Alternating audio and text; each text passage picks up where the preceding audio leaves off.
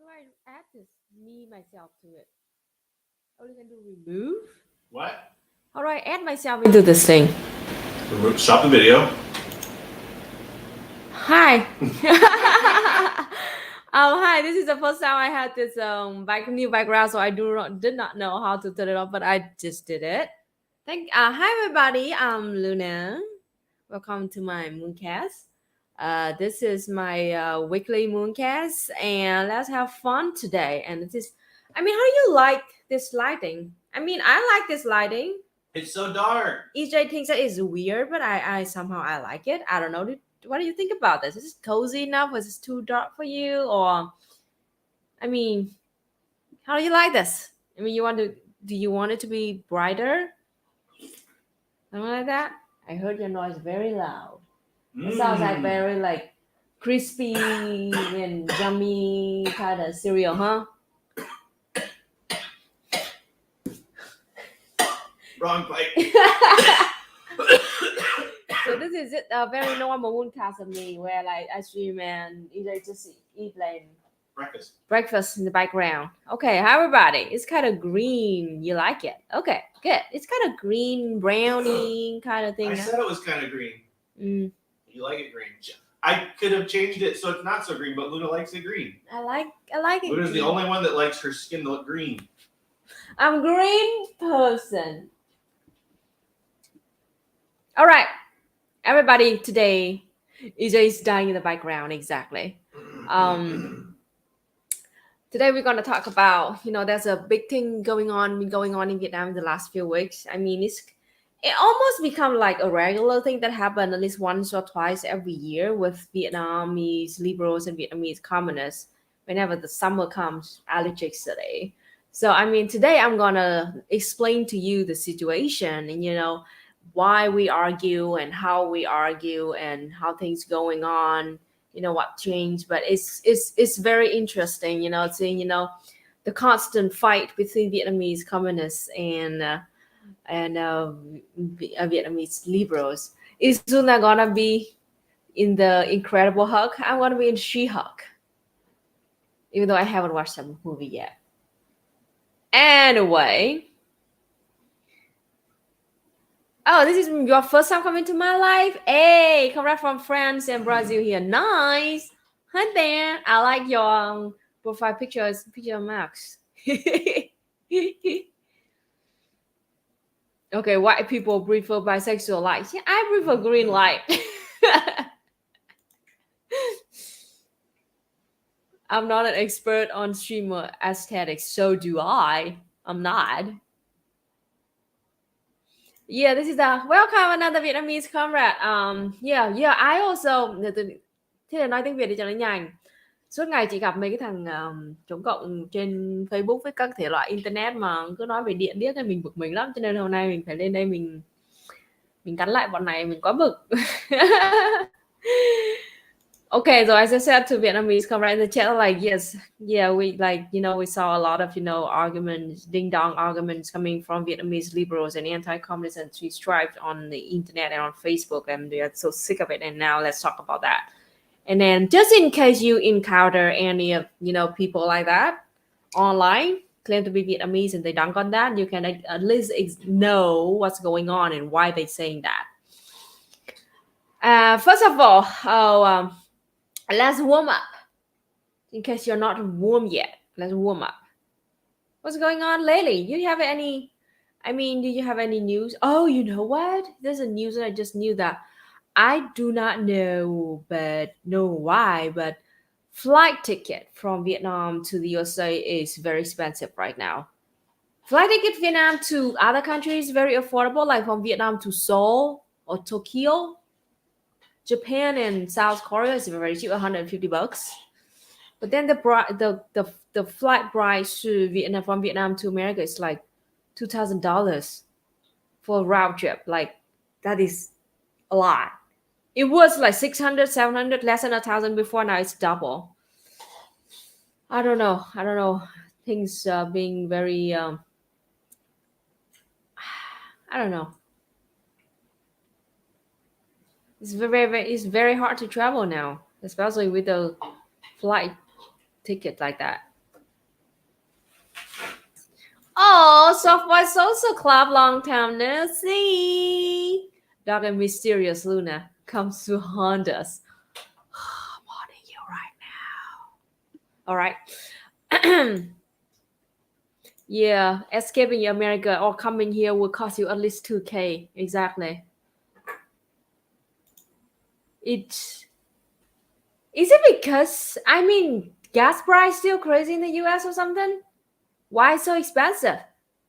Why the rest of the that kind of stabilized already? Apple juice went from $5 a gallon to $8. What?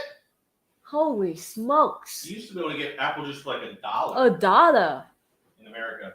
$5 for a gallon. A gallon is a big can. Gallon is pretty big. That would Yeah, be probably 4 liters. $3 or $4. 10 years ago, I guess. Now it's 5. Now it's 8. Yeah. It was 5. Now it's 8. I'm pretty sure that like 10 years ago, apple juice was like $3 or $4 a gallon in the U.S. Maybe I'm wrong. Maybe you're wrong, but now it's 8. 3 times. In South Carolina. It's crazy, man. Are you dying over there? It's interesting we talk about electricity. In France, Macron's government privatized the national electricity French company, and things got out of hand real quick. Price went up from 200 euro to 8,000. Oh my gosh, it's like 40 times higher. 200 to 8,000. I could be wrong on euros, but is that French currency? What is French currency? French currency. Oh. French currency is just francs? Yeah, francs. All right. 200 francs to 8,000 francs. Now that is crazy. All right. Who could replace the high fuel prices? Hey, pretty freaking bad. Fuel price in Vietnam is still, bit higher than the normal price, of course, like 2 years ago. But yeah, still lower than the peak last year. France uses euros even though their old colonies uses francs. All right. Okay. All right. They use euros. All right. What's the food? Yeah, I'm curious about what food price in your country now.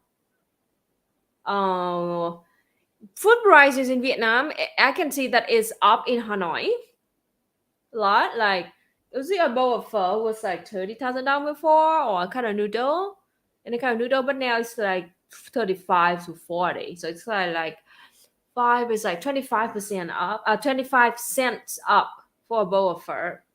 And the other food, okay, like, inflation rate a little bit high up outside of big cities like Hanoi and Ho Chi Minh, but it's not a big of a problem.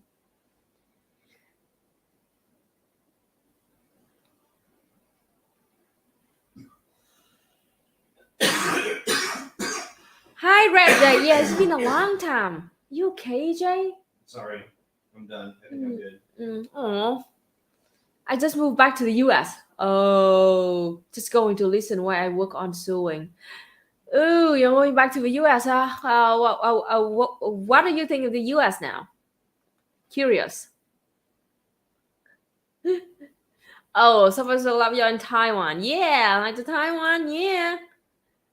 I think I can have a trip to Taiwan for 14 days without asking for a visa or something like that. They privatized big chunks of electricity in Brazil. One state got more than 1 week without light. Problem by lack of investment. Company didn't face justice. Yep, this is the thing. Vietnamese liberals also asked for the same thing, privatization of the electricity, industry in Vietnam, and we're gonna talk about it in a very few minutes. Let me check the chat first. Food prices are up 10% this year in Australia, according to Statistical Bureau. Always the necessities inflate first. Exactly. Always gas prices and food prices. Red J, I'm good. Not loving the higher food prices. Well, yeah, I know. I just got out of it 2 months ago. I know. Hey.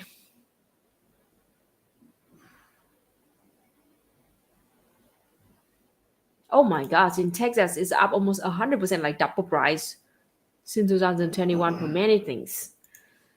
All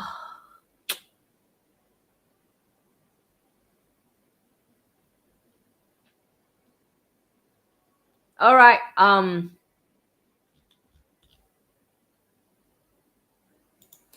In Chile, rice is at 1.3 USD for, you can say, like for a kilogram.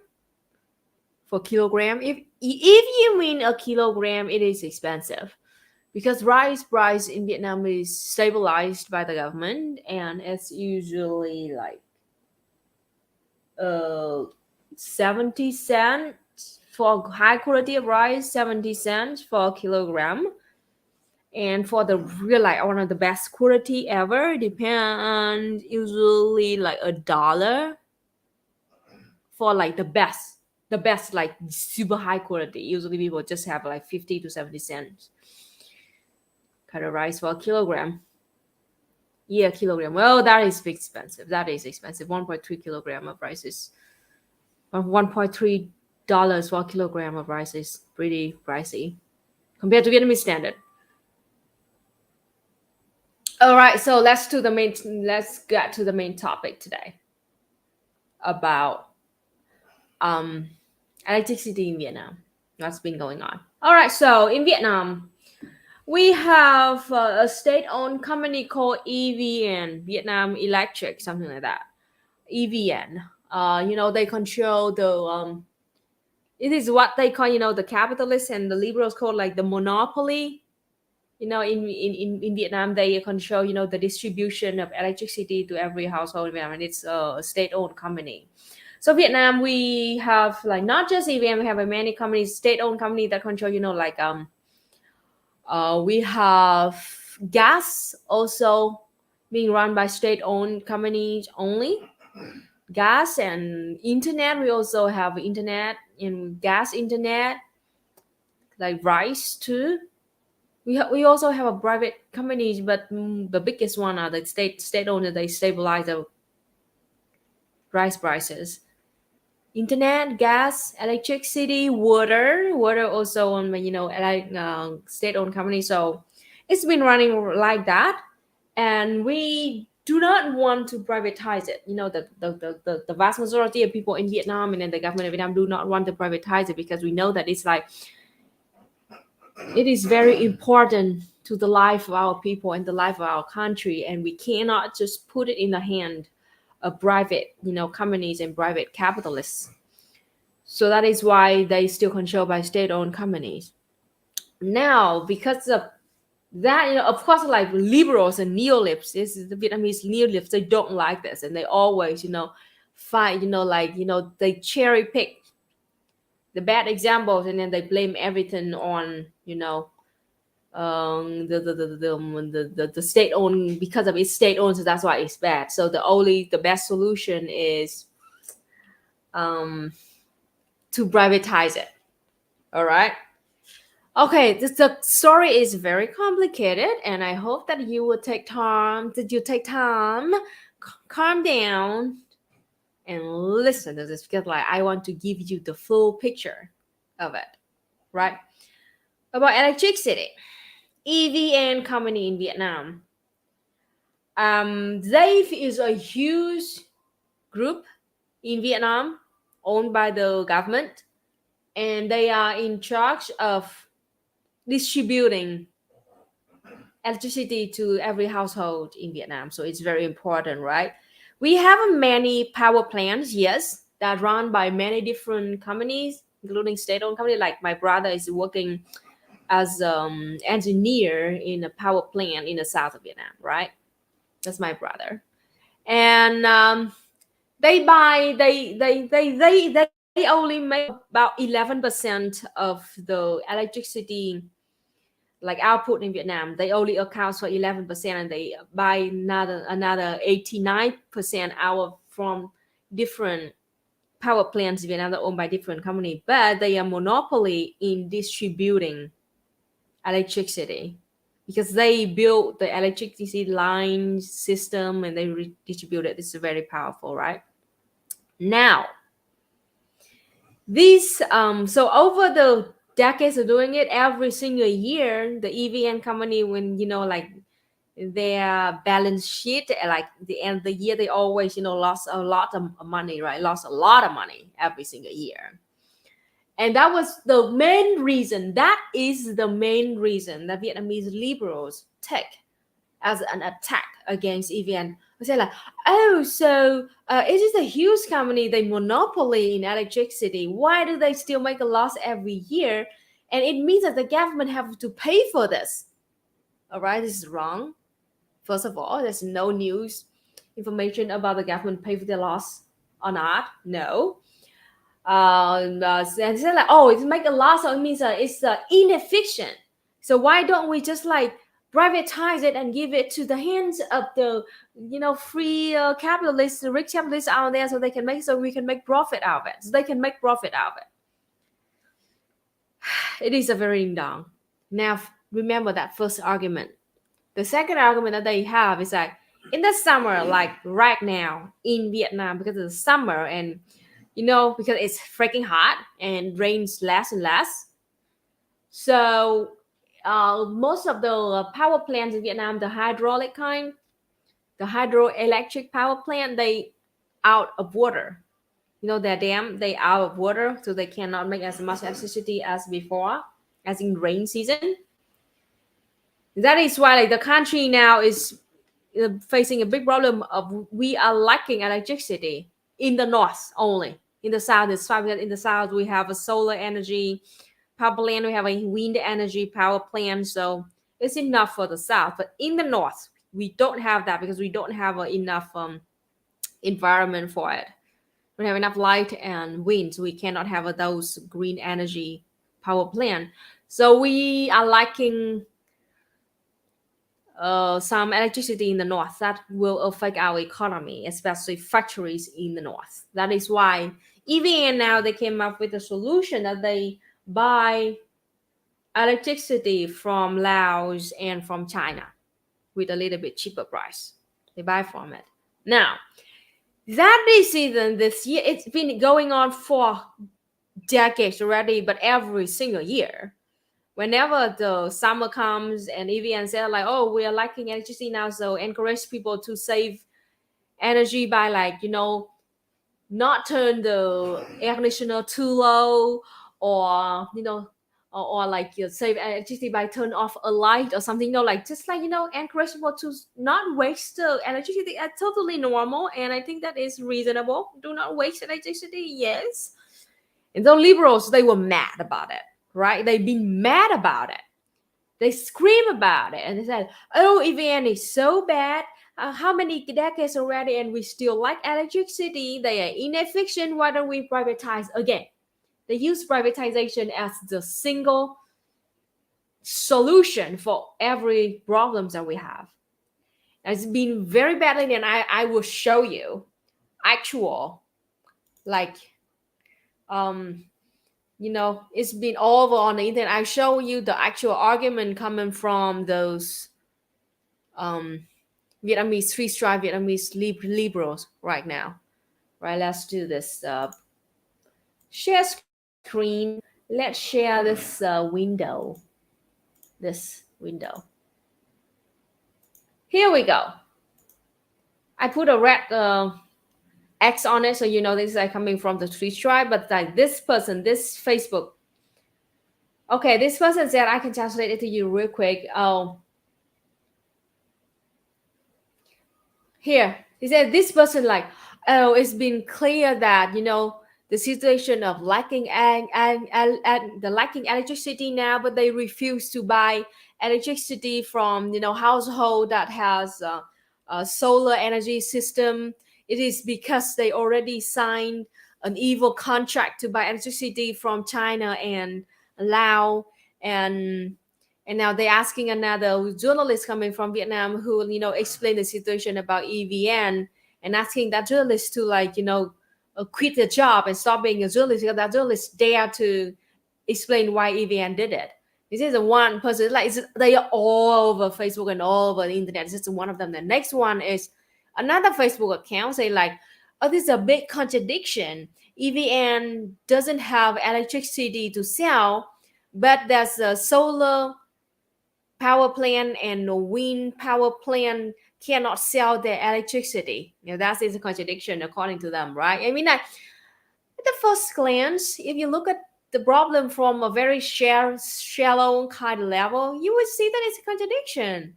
Solar and wind power plant, they cannot sell the electricity, but then at the same time, EVN now lacks electricity.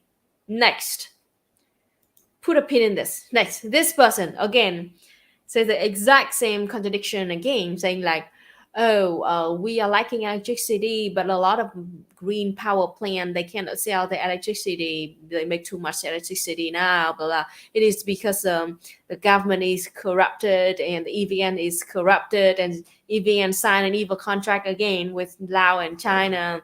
You need to buy from them, means that Vietnam is somehow puppet to China because we have to buy electricity from China, blah, blah, blah. And then this person even show we have green power plant. They have a 5,000 megawatt and 85 the power plant, blah, blah. Showing that to show how corrupted and how inefficient Vietnamese government and the EVN is, right? That's a long story short. And of course, at the end of this long, it seemed to be very kind of well-putting kind of post, this person's, of course, suggest. See, I highlighted here. Why this happens like this? Why this is so bad? Maybe because why in the West? Why in the West you don't like electricity? You never complain about the lack of electricity. Maybe is it because they privatize the electricity field? Maybe because they don't have a monopoly in electricity, or maybe because they have a nuclear power plant. Again, this also dunk on why Vietnam doesn't have a nuclear power plant yet. Now, I will explain to you all about this.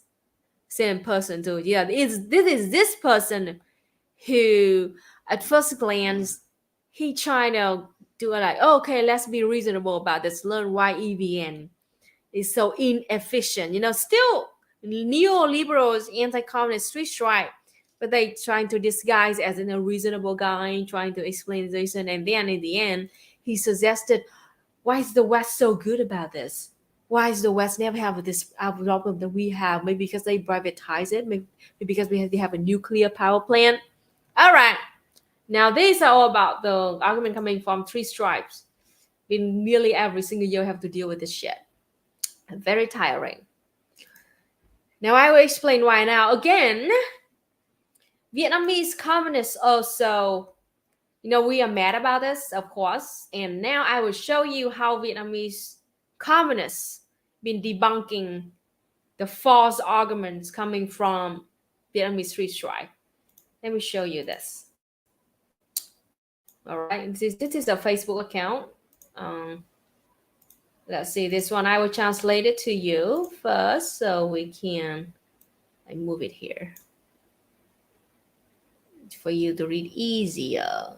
Give me a second, people. All right, and I translate this into English. English, come on. All right. I was just, it's kind of pretty long article because three stripes just give they just tell lies very, very, very short and fast.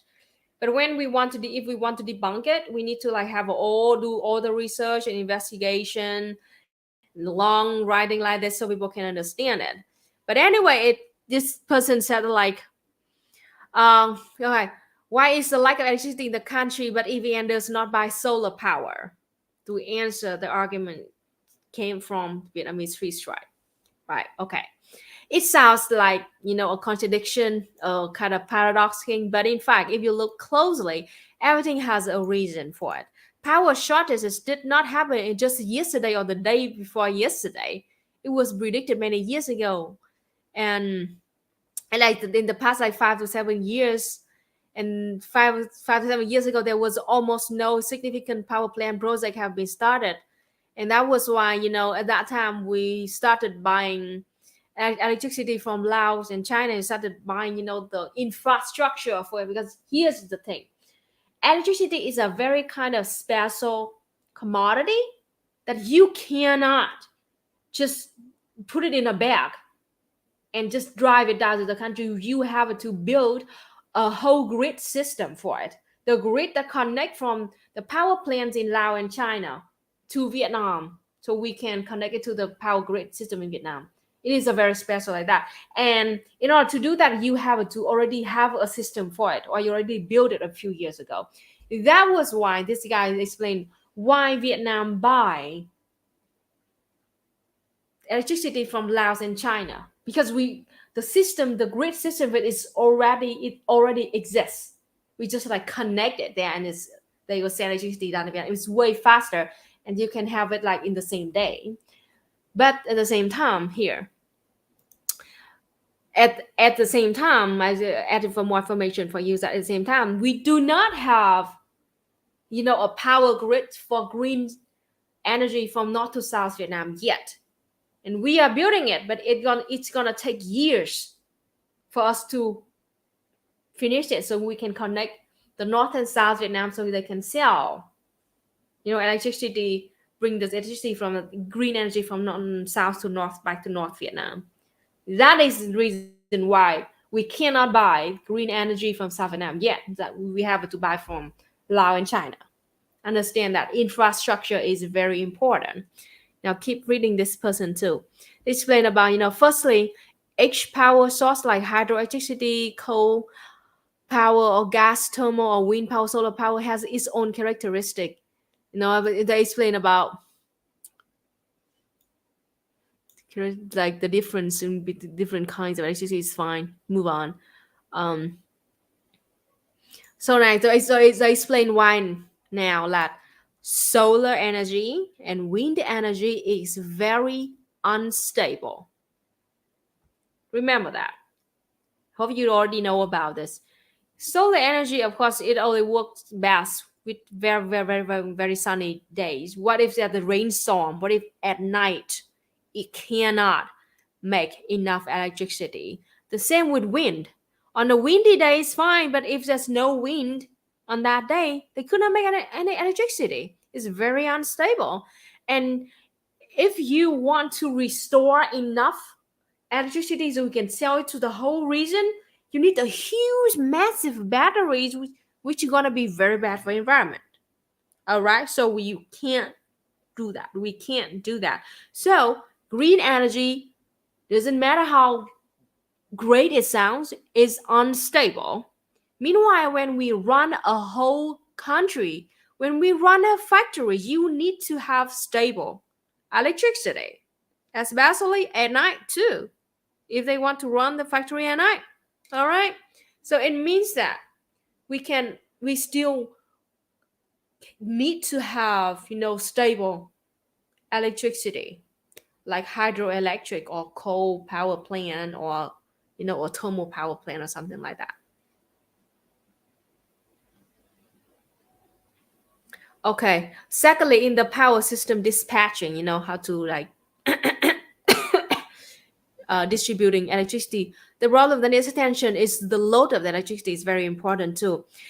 There's a 24 hours a day, and the highest demand for electricity is between 7 to from 5 to 7, from 17 to 19 hours a day. The rest of people sleep, so they need less electricity.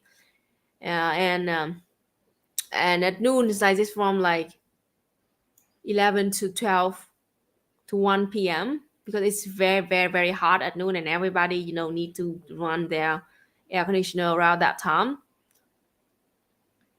currently the peak daily load in Vietnam is about 40 gigawatt, and the bottom is about 30 gigawatt. So the difference between is 10 gigawatts. You know, the top and the bottom of the peak of the need of people is about 25%. Okay, it goes very, very, very deep. So I don't want to go this deep because it's very, very long explanation. But long story short, this person explained about, you know, how inefficient it is to just rely on the solar or green energy. It is to debunk on the ignorance came from Vietnamese liberals who do not understand how unstable it is of the green energy system and why they keep asking ding dong question and showing ding dong evidence, because they don't understand nothing about electricity. What? I love you. Ding dong dunking. Yes. This needs to be a new segment on MOONCAST. This isn't just trying to explain like how unstable it is and how we cannot rely our whole industry on green energy. Luna, I demand a ding dong dunking segment regularly on MOONCAST. Oh yeah, next one. Okay, this the another very big communist account. When I translate it in English to translated to English. Here we go. All right. Again, why not buy electricity from green energy, and why import electricity from China? Because it's a Google translation, so of course it's not perfect, so please understand that. It's like this person is like sick of it, you know. Like I didn't want to say anything more about this, but like I have to talk about this because like this is too annoying. So that this person gives us, you know, the entire full report on how many percentage of each field of electricity that we are using. Like hydroelectricity is 21%. Small, including like a small hydropower is 1.9%, and coal thermal is 32%. Of solar power is 11%. Rooftop solar power grid connection around 9.5%. Wind power 6.7, 27%. Gas thermal power 9.17%. Biomass power 0.5%. Imported electricity. Now this is important. The most important here. Imported electricity only 0.7%. Holy smokes, the first time I saw this number, I was like what in the fuck? It's just 0.7%. And those Vietnamese liberals and neolibs, they made so big deal out of it. The way they talk about it, it is like at least like 50% of Vietnamese. Yeah, the like electricity is from Can I dunk importing. on ding dongs for just a second? Yes, please. Because you just reminded me of some Western ding dongs that I feel comfortable dunking on. Yes. So, do you remember probably about a year ago, the Vietnam signed a deal to import some natural gas from the USA? Yes. Oh my gosh. So I'll tell you the background of this real quick because it gives you an idea of what's going on, of this mindset and the way that no matter what Vietnam does, they're going to get shit from like all sides. Okay, so Vietnam was in a situation. Actually, this was probably a couple years ago. Vietnam was in a situation where if they didn't import electricity, was that 2020 or 2021? Around that, yeah. They if they didn't import some electricity, they were going to have like a 5% shortfall. 5% shortfall. Now, you have got to understand how horrible it would be if Vietnam had a 5% electricity shortfall. Yeah. And this was a temporary problem because Vietnam was in the process of building a lot of infrastructure, but for like 1 year or less, they had to import a lot of electricity because they were going to have a 5% shortfall. The reason they were going to have a 5% shortfall was because the Vietnamese economy and infrastructure was expanding so rapidly. In other words, there's more industry and more people have electricity in their homes and more electrical devices, more air conditioners, etc. So like, in other words, Vietnam is developing, it's improving, but the development was happening faster than they can finish developing the infrastructure, right? So there was like a shortfall of about 5%. And they had two options on the table. China was offering to sell them, I don't remember what kind of energy. Coal? Coal, something. Yeah, something like that. But yeah, so China was offering to sell them some kind of energy, and the USA offered natural gas. And the natural gas was cheaper. Yeah. And so Vietnam bought that. And they did here, the gas is like 10%. Gas, one of the very small part of it we bought. But that's domestic. Yeah. Right? That's the domestic. I'm talking about, this was years ago. Yeah. This is not current. Oh. This was years ago. So anyway, so they bought enough natural gas from the USA to stop from having the shortfall. Yeah. Now here's where I dunk on the ding-dongs.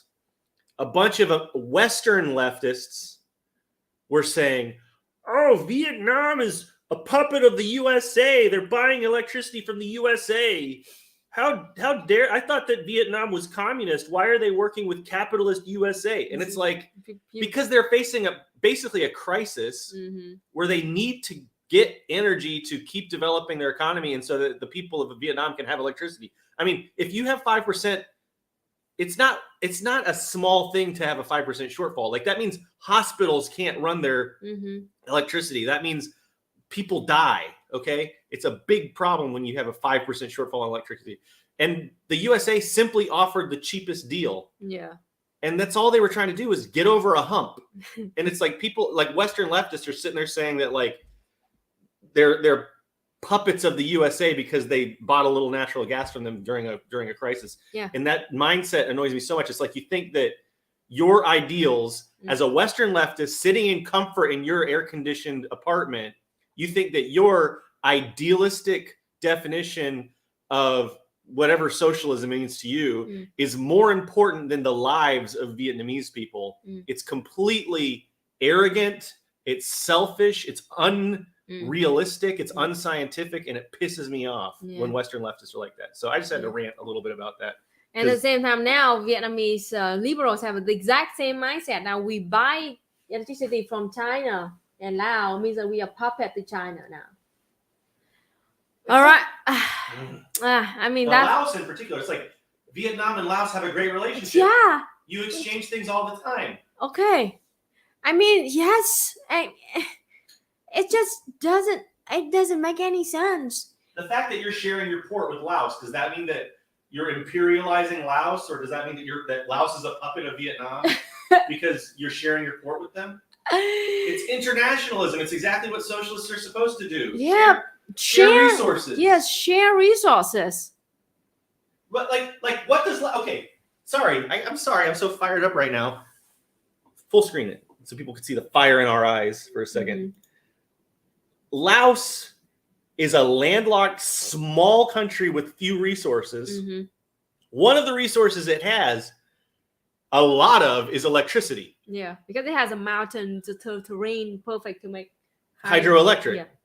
Now that causes some tension between Laos and Vietnam, to be honest, because Vietnam wants to kind of put the brakes on hydroelectric because it's messing up the Mekong Delta. But anyway, that's beyond the point. But anyway, right now, Laos has a lot of electricity. Hi, George. What's up? Oh, wait, you're rest in peace, George. That makes it a little bit more depressing. But anyway, hello. Laos has a lot of electricity, and they don't have a lot else. So when Vietnam buys electricity from Laos, it's definitely a win-win situation because it's good for Laos. It gets money to Laos and resources to Laos in that sense, and then Vietnam gets electricity. It's like that is like, how is that bad? You know what I'm saying? Like, what's bad about that? It's just an internationalist. I mean, it's not nearly as bad as my haircut right now. Among other things. But I mean, like, I just don't get it. It's like Western leftists say the same thing. It's like, oh, you're buying gas on the market, but I thought you were communist. That's a Republican argument. That's like a right-wing argument. We live in the world we live in right now. The material conditions are as they are right now. Laos needs money. Vietnam needs electricity. That's not me saying that capitalism is great. In fact, that doesn't even really have anything to do with capitalism. It just means that we trade stuff with each other. They're trading resources that both need. And in this context, Laos needs money. They do know the market exists before capitalism. Right? I'm not even saying, like, it's not even really a market thing so much. It's just, it's international solidarity. Oh. And it's two countries that are both having difficulties in various ways in this. And Laos cannot just give us electricity for free. They need, some resource back so they can pay back with their debt. Like, you have to twist the reality of the situation so much to act like this is some kind of betrayal of communism for Vietnam and Laos to trade resources like this.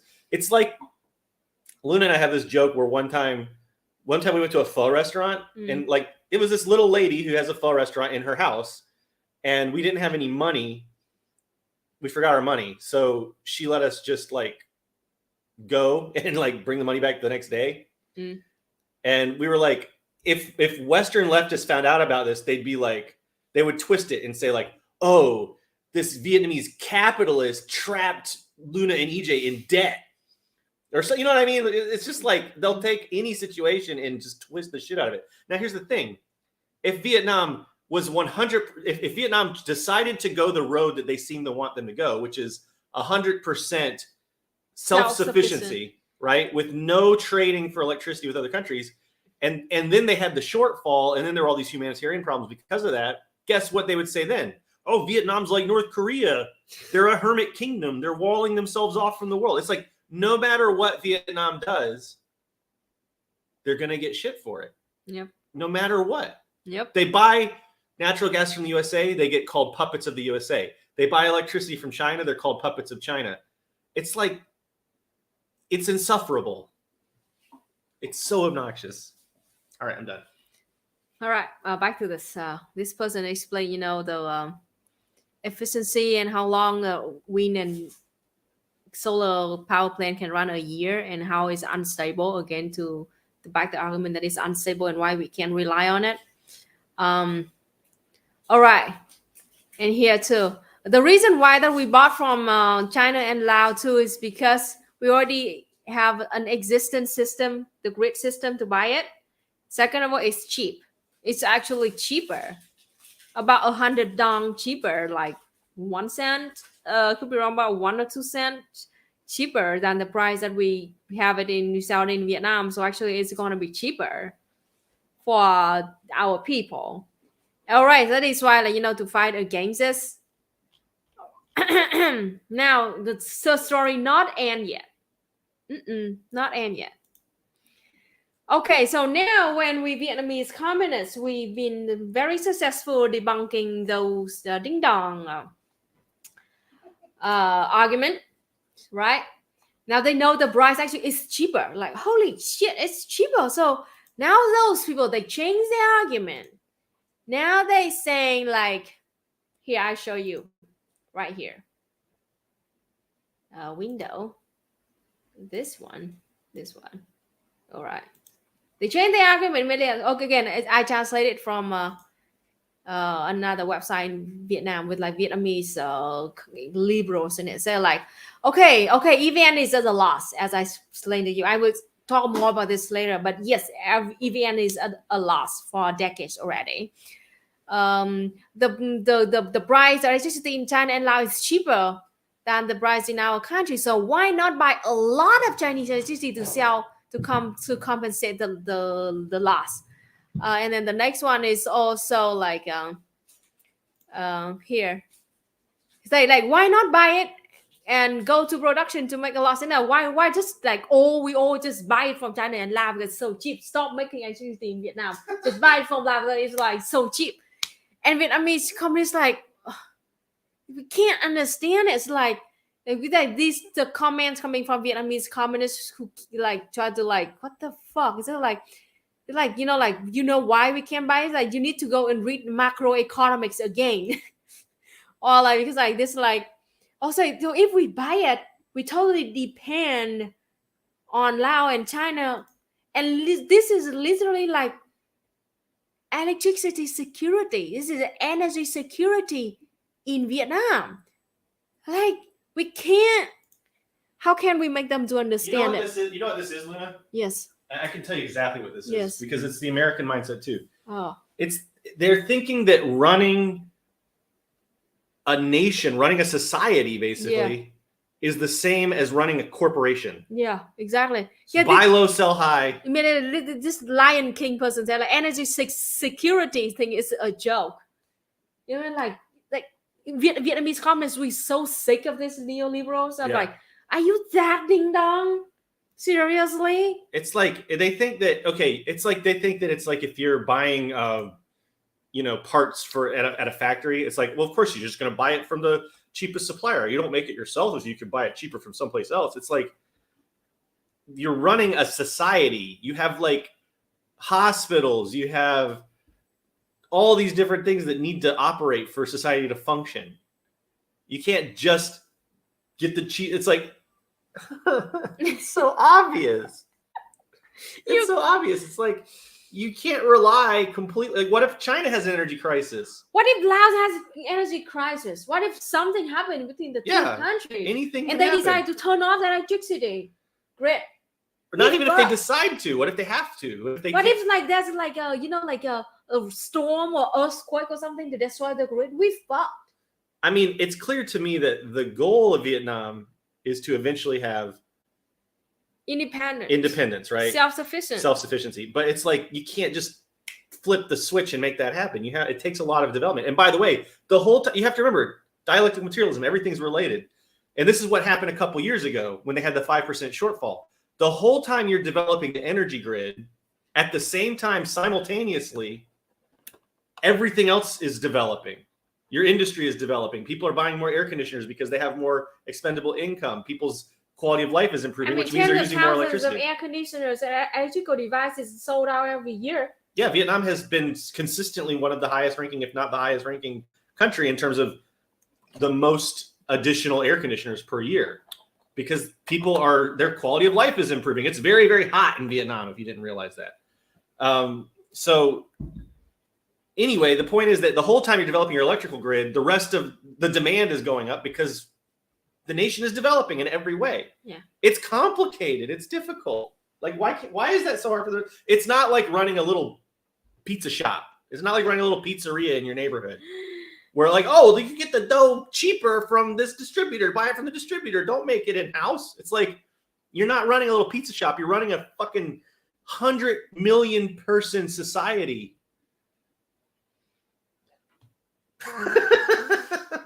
Sorry, Luna and I get so frustrated because it comes from all sides. Snowman says you're based. You're based too, Snowman. I think. Wait. That's not exactly. Dunkavie is more like a tanky than an ANCOM. Look, the scientific socialism is scientific socialism. If we're thinking scientifically, we will all arrive at the same conclusions, hopefully. And that means, studying dialectical materialism and learning how development works and how you can call me whatever you want. I don't care if you want to call me a tanky or an ANCOM or whatever. If our reasoning is backed by an understanding of development, then we're going to arrive at the same conclusions.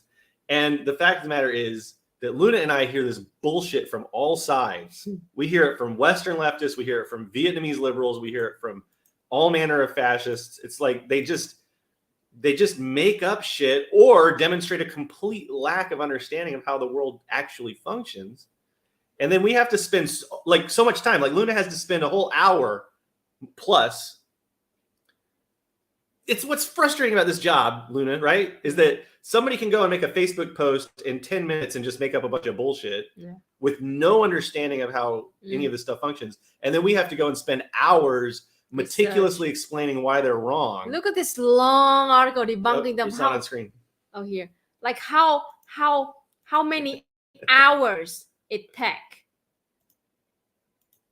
How many hours it take for this communist to debunk that? Like they so mad. Like I didn't want to say anything more because they sick of it. But they have to write this. Right. That's how I wish I could get a beer with Firestorm here right now. Right. We could just commiserate. Hey, put down the screen real quick. Because Snowman said I didn't say being a tanky was bad. We know that. That's why Luna has a tank tattoo. Look, I'll say this too. Are they popular posts? They are. It's just like one of thousands. Oh yeah, posts. I mean, yeah, that's something that Luna you should be. This is one of the big, very, very, very big communist page in Vietnam with like hundreds of thousands. Yeah, they're the communist pages in Vietnam. Like they put our little BreadTube, Reddit, subreddits, and shit to shame. Like they all have hundreds of thousands of members. Yeah. Reddit's like shame now. I mean, there are communist streamers in Vietnam that have like Millions, over 1 million subscribers. Yeah. Right? That's something that you should try to like communicate more, I think. Luna. Do you know that not the good news? I'm being viral in Vietnam. Oh yeah, Luna is going viral right now. That's true. There's a chance there's some Vietnamese comrades watching right now. I am so viral that one of my co-workers saw my video and then texted me. Is this you? Like, yeah, it is me. One of my random co-workers just like saw me. Bill says, at least we get content out of it. Our pain is your entertainment. Mm-hmm. George said, I missed the Tank Breadville puppet. Well, go to youtube.com/Breadville and subscribe, because now that Luna and I have a studio again, very shortly, hopefully within a couple months, we're going to start making puppet videos again. I think it's all super shit. Why not just make electricity from the moon? Why not just put a solar energy system on the moon? I love it, because I could actually see a liberal saying that. No, don't give them ideas. Thank you, Gio. The segment of Ding Dong Dunking Rodage. By the generous donation from crowds like you. That's right. Aww, without the generous donations of viewers like you, Luna could not dunk a single ding dong. Yes. We rely on our viewers to dunk on ding dongs diligently. Don't delay. Donate now. How you like that? Alliteration. Hey, Luna. I have an idea. I know how to solve Vietnam's problem. You got all these solar panels. Why don't you just build some lunar panels? Why don't you even use moonlight? Why don't we just build some lunar panels and then use moonlight? Gosh. Don't give them ideas. Jesus Christ. That's a Chima Madu. Thank you so much for your donation. These are the same morons that claim that China and Vietnam are colonizing Africa. Yes! Exactly. I mean, Vietnam is certainly... I don't really know much about the whole China situation, to be honest, so I'm not going to talk about it because I don't know anything about it. As far as what China's doing in Africa, I mean, I haven't researched that. But Vietnam is like building... Viettel is really building telecommunications there. So people can use their phone, can talk to people, they have internet 3G, 4G, and 5G. But then we're colonizing. The deprogram was saying something last live stream about bringing you on to talk about your book translation. Well, they've all got Luna's contact info. But pester them, bother them. Tell them to have Luna on. They have a direct line. I'm calling my Luna stands out there. Calling all Luna stands. The very famous Vietnamese YouTuber Quang Linh is doing, a lot of work in Africa to help, building farms and teaching African. That's what I was going to say. Is the Vietnamese are the Vietnamese military is going to Africa to help increase farm yields. One of the main reasons why Vietnamese we call it like the UNICEF or something. UNICEF military being loved in Africa because we are not useless soldiers. We teach people how to farm. We turn empty land into farm, and we learn the soil and the water and teach them how to do it like stably and good to the environment and enough food for people. Introduce vegetables to their people. Meanwhile, other countries they don't do shit. They just stay in their station and do nothing to help people. Kai's gonna spam the deprogram's comment section with moon emojis. We can neither encourage nor discourage the spamming of moon emojis in our fellow streamers' chats. And if you get banned from the deprogram, don't blame us. Lord have mercy. All right. Did the deprogram have you on already? Yes. Once, yeah. I was a third or something. So third guess. Okay, now, do you want to know why, first of all, EVN stopped buying solar energy from household? You need to set that up a little bit more. Okay, so okay. Most people don't know what you're talking about. Okay, a few years ago, in the like last 5 years, EVN, in Vietnam, they encourage people to put solar system in their roof, and the company will buy the electricity back from the people, right? Yeah. So that is a cool system. I say that is a very, very cool system, and it kind of makes some money for the people, and then give more electricity to the EVN. At that time, they lack electricity. Now, after a few years doing that, now they have too many people having it because we do it. All of the south and central Vietnam, only around at least about 26,000 households has that solar power system. Oh, thank you. The yellow devil, President Luna, would fix all of the worst problems. I wish. If only. If only. With a blink of an eye or a snap like this. Thank you so much, the yellow devil. All right, back to the story. So of the south and central Vietnam, nearly 26,000 households that have the system. Now it is so much, we literally nearly double our target. That EVN had to say that, well, we cannot buy it from you anymore. Now that pisses liberals off because they don't know why, and they thought the EVN just like corrupted, and they don't want to pay people money and blah blah. I mean, why they still lack electricity? Again, they lack electricity in the north, not in the south. But only in the south can have a solar and wind energy because they have enough sun and wind for that. In the north, we can't. So again, the citizens still stay in the north, and they lack in the north only. All right. Now I explain to you why I did. In fact, I did a lot of research about this. The reason why we cannot have. Just to read, you just spewed out a lot of information. Okay. So I was trying to follow you. Okay, so you're saying people had solar panels on their rooftops. Mm-hmm. They were selling it to the government, The surplus. Yes. The government has stopped buying it from them. Yes. And now you're going to tell us why. Okay. Yes. And liberals were mad because they said that EVN is corrupted. They don't want to pay EVN is corrupt. Meanwhile, they lack electricity. They stop buying from people who has excessive. What is how does that? All right, I'm just trying to figure out in their world. How does the corrupt government make money from not buying solar power? I'm just curious. According to their logic, they don't want to give money to the people of Vietnam. They want to give money to China. Okay. Vietnam is compared to China, according to them. So they want to give money to China instead of the So people. instead of okay. Got it? Understand it? Yes. All right. Now I've said to you why we stop buying from the people. We have to buy from China. Again, I said it many times already. We only like electricity in the north. And there's already an existing grid system of buying electricity from Laos and China to the north of Vietnam. All right? So it's quick. And it's cheaper. Quick. But most of 26,000 households in Vietnam that has solar power that can sell to the government all in the south. And we cannot move that to the north because we don't have the grid system yet. So we can't. And at the same time, because the south, they already have enough electricity because we build shitloads of green energy. So if we buy it from the household, it's going to overload the grid system. It's going to destroy the system.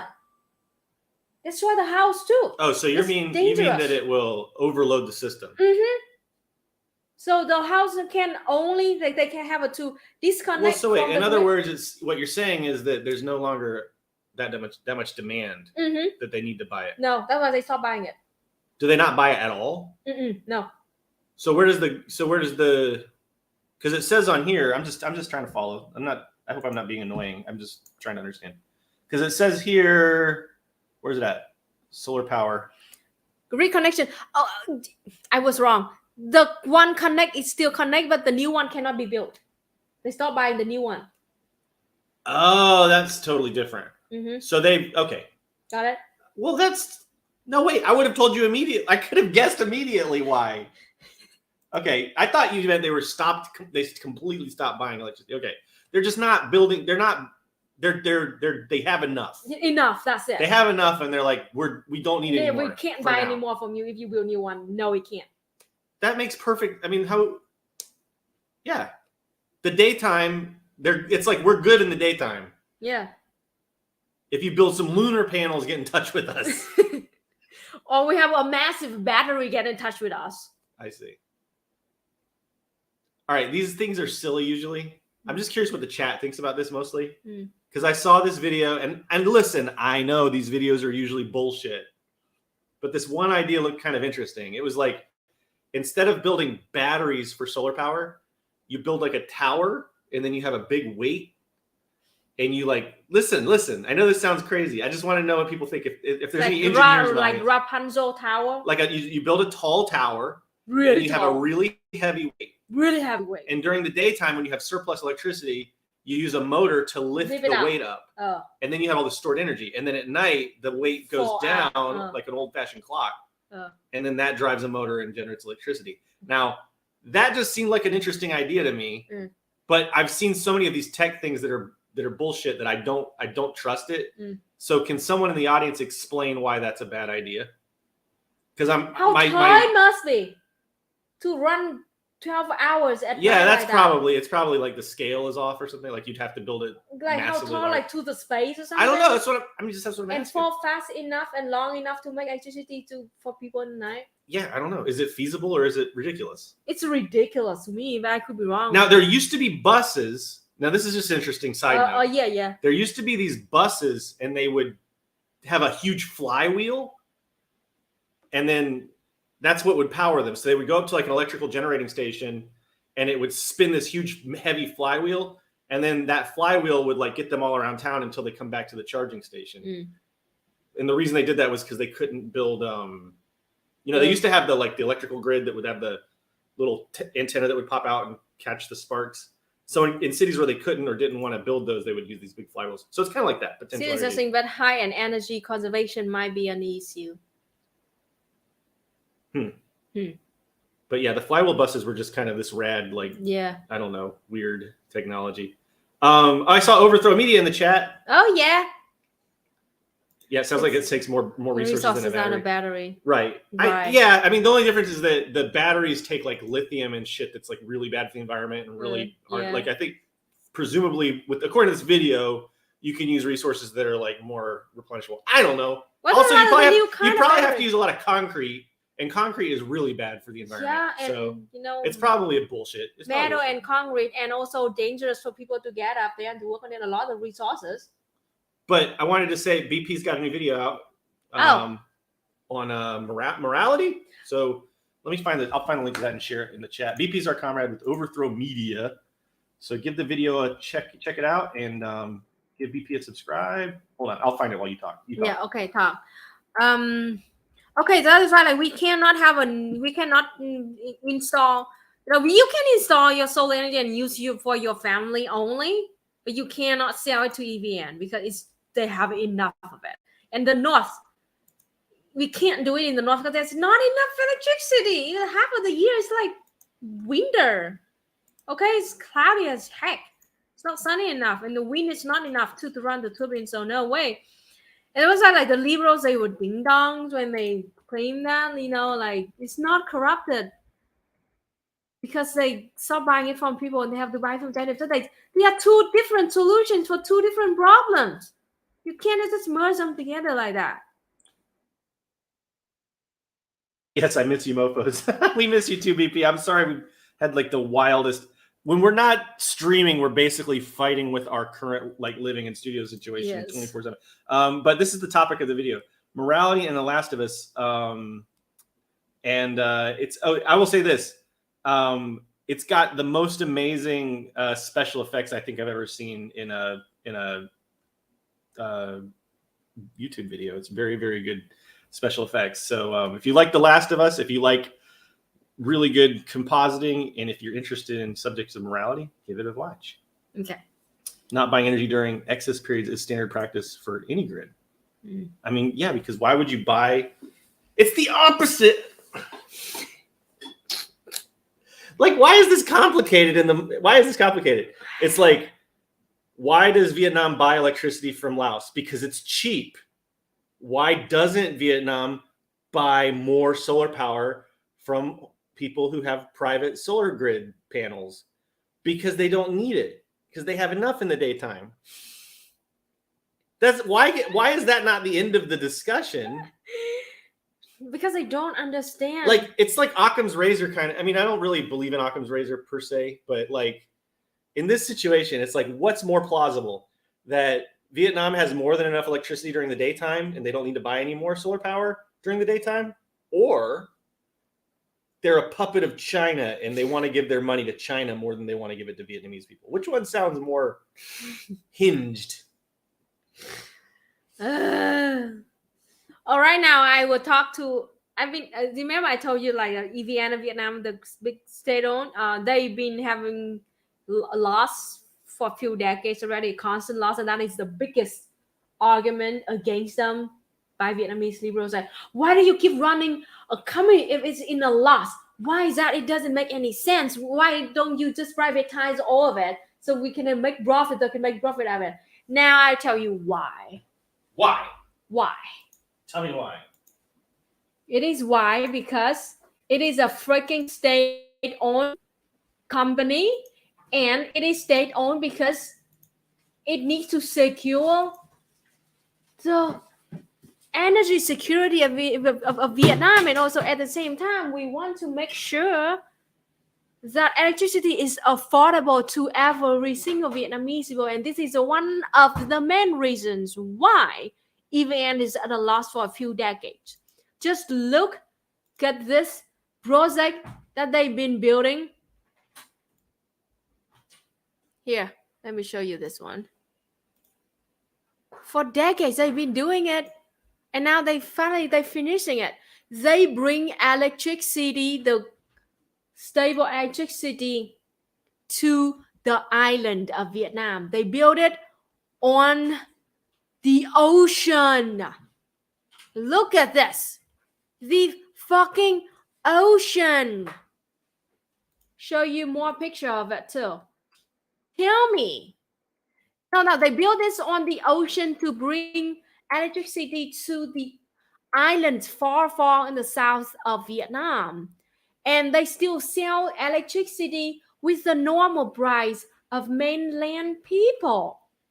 Now tell me, would there be any private company that paid billions and billions of dollars to build this, to sell electricity to small island with small population with low price? No, none whatsoever, because they're doing this in a loss. That sounds impossible. When you can't do something if it doesn't make a profit. They're doing it at a loss. No, look at this electricity that they built. It's impossible to do something if you can't make a profit on it. It's literally impossible. The only way to do anything is if you make a profit. Exactly. That's what capitalist ideology tells us. And it means that if we privatize this energy system, the power grid, nobody is going to do this. And tens of thousands of people on the island of Vietnam will not have electricity. Or if some company is crazy enough and rich enough to do this, they're going to sell it like with an incredibly high price and nobody can afford it.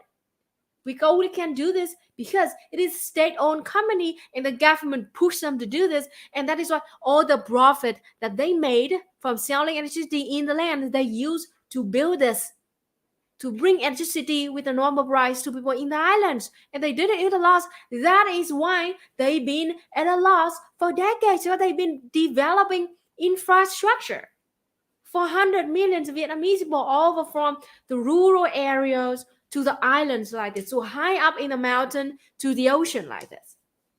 But no, Vietnamese liberals and the neoliberals and three stripes, they never acknowledge this. They only see, the business, the balance sheet of EVN every year. And say, oh, is it a loss? It's inefficient. Why don't you shut it down and privatize it?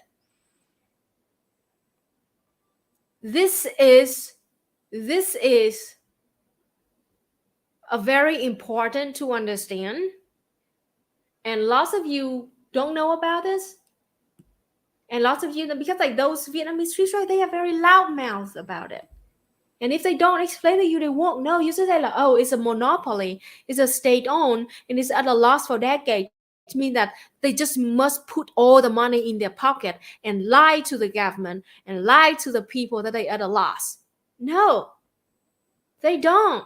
I mean, until now, there is no evidence whatsoever that they corrupted. I could be wrong. I might be wrong, and I would love to be proved that I'm wrong. But there's no evidence whatsoever yet. And there is like concrete evidence that EVN built a system all over Vietnam to bring electricity with low price to people living on the islands of Vietnam, so we can develop those islands. Like, just think that this is like hundreds of billions of dollars project and lasts for decades. I'm very annoyed by that.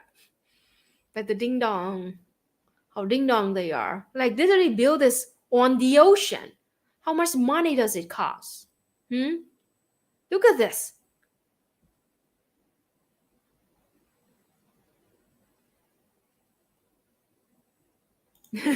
Who cares about what's good for the people and land? What's really matter is profit. Great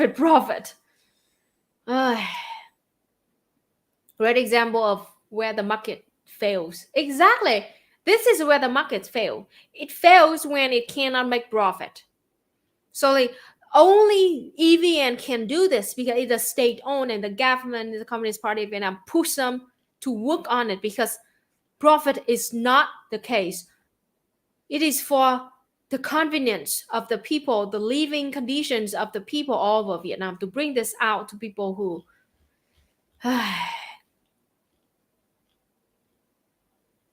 Again, wave power and thermal power. Yes, we are building this too. We're building solar power and wind power and thermal power and wave power too. But again, it costs a lot of money too. And it's also, it's unstable.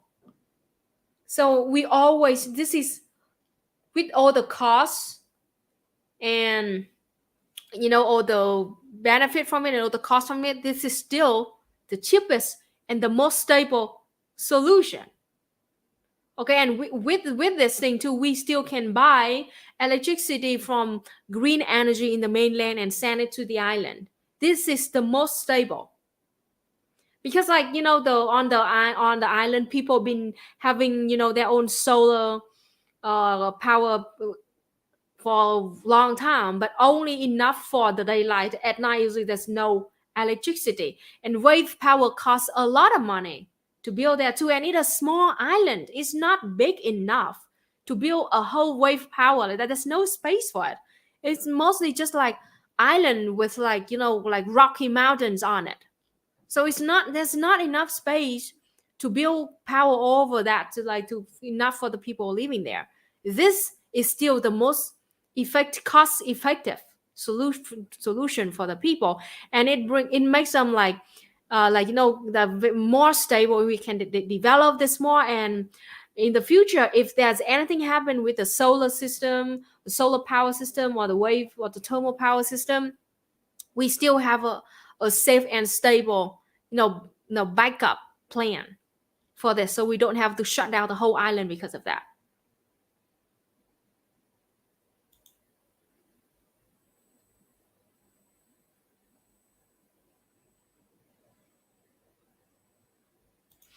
It's so funny how Vietnam, a poor country, could do so much for its people, but the U.S. supposedly can't even have a health care because it's too expensive. Yeah, it is sad. It is really sad that you cannot have a health care yet. I mean, affordable and reasonable one. It's really fucked up. You're like the richest country on earth. Oh, thank you so much, Chimamadu, for another silver chat. 13 minutes ago. Thank you so much. It's a 410. This is an app. And the message says, what are your opinions on the geothermal energy? The geothermal energy, I haven't researched much about it. It could be possible. I mean, but Vietnam, isn't it like the best if we live like something like, near volcano? Am I wrong about it? because like if you're near volcano or something, you can use the heat from volcano to make it. But sadly, like if I am right about that, Vietnam, we don't have any volcano under our earth. And if we really want to dig that up, to dig it that deep, yeah, it could be possible, but it gonna cost a lot of time and effort and money to dig that deep to have enough heat to from under the earth to make electricity. And it seems like it's less of a cost effect than effective than it's less effective than because we have the terrain. Vietnamese, we have the mountain, a lot of mountain, like nearly half our country is on a mountain, high mountain, and we are like a tropical country, so we rain a lot in the rain season. So hydroelectric still seems to be the most like the cheapest, the most effective, and the easiest to build because we already have the terrain for it. About the other thing, like the coal, we are trying to reduce the amount of coal right now because we know it's bad for environment and we don't. So that was what about 10 years ago, the coal power plant account for about 50% of our efficiency, about electricity consumption or something like that. But now it only accounts for 30%. So we are lowering it very, very fast right now. And another way is that like Vietnam, we use we want I think the best is nuclear power plant. And here's another story that I want you to know about the Vietnam, the nuclear power plant. All right.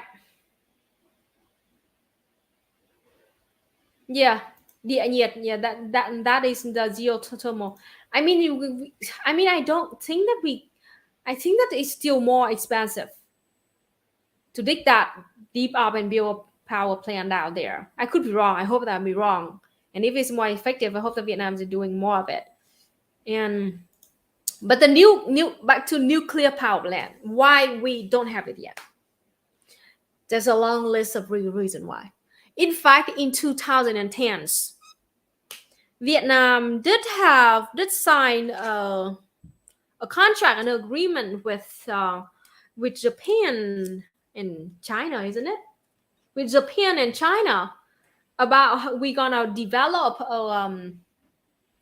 a nuclear power plant. And we sent 200 of the best Vietnamese students to study in Russia. It was Japan and Russia, I think, 2010s. Okay. Yeah. Thank you so much for Vietnamese cover. The geothermal, we don't have the kind of terrain for it because like we don't have any. The land under it is not active, so we don't have much of. All right, so back to the nuclear power plant.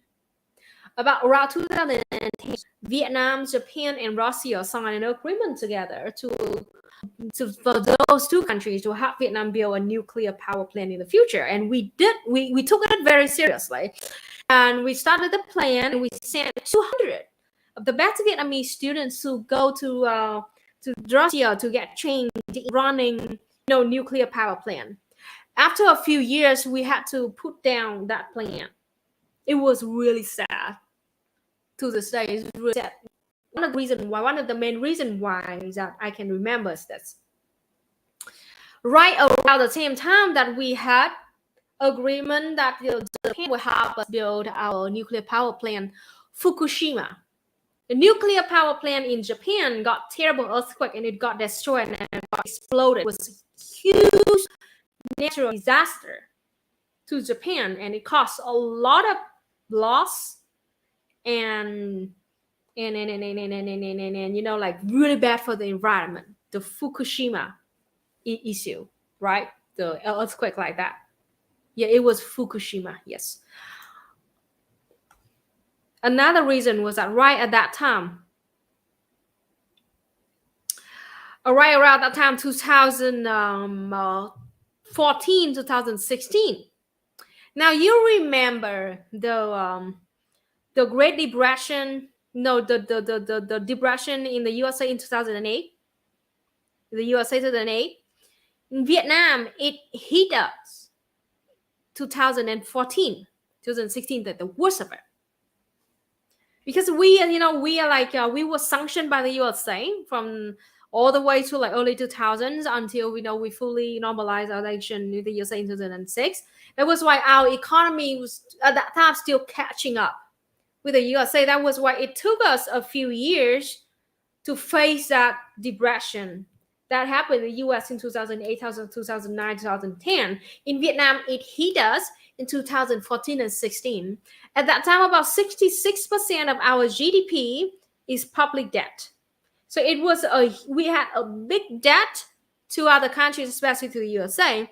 So that's why like we couldn't afford at that time, because we got the great economy recess at that time. We could not afford to build that very costly nuclear power plant. That is just one of the many reasons. And remember that 2014, 2016, we got hit by the economy recess, came from the USA from 2008. The second is this. At the same time, when we were, planning on having nuclear power plant, a bunch of other countries jump in and offer to help us build that.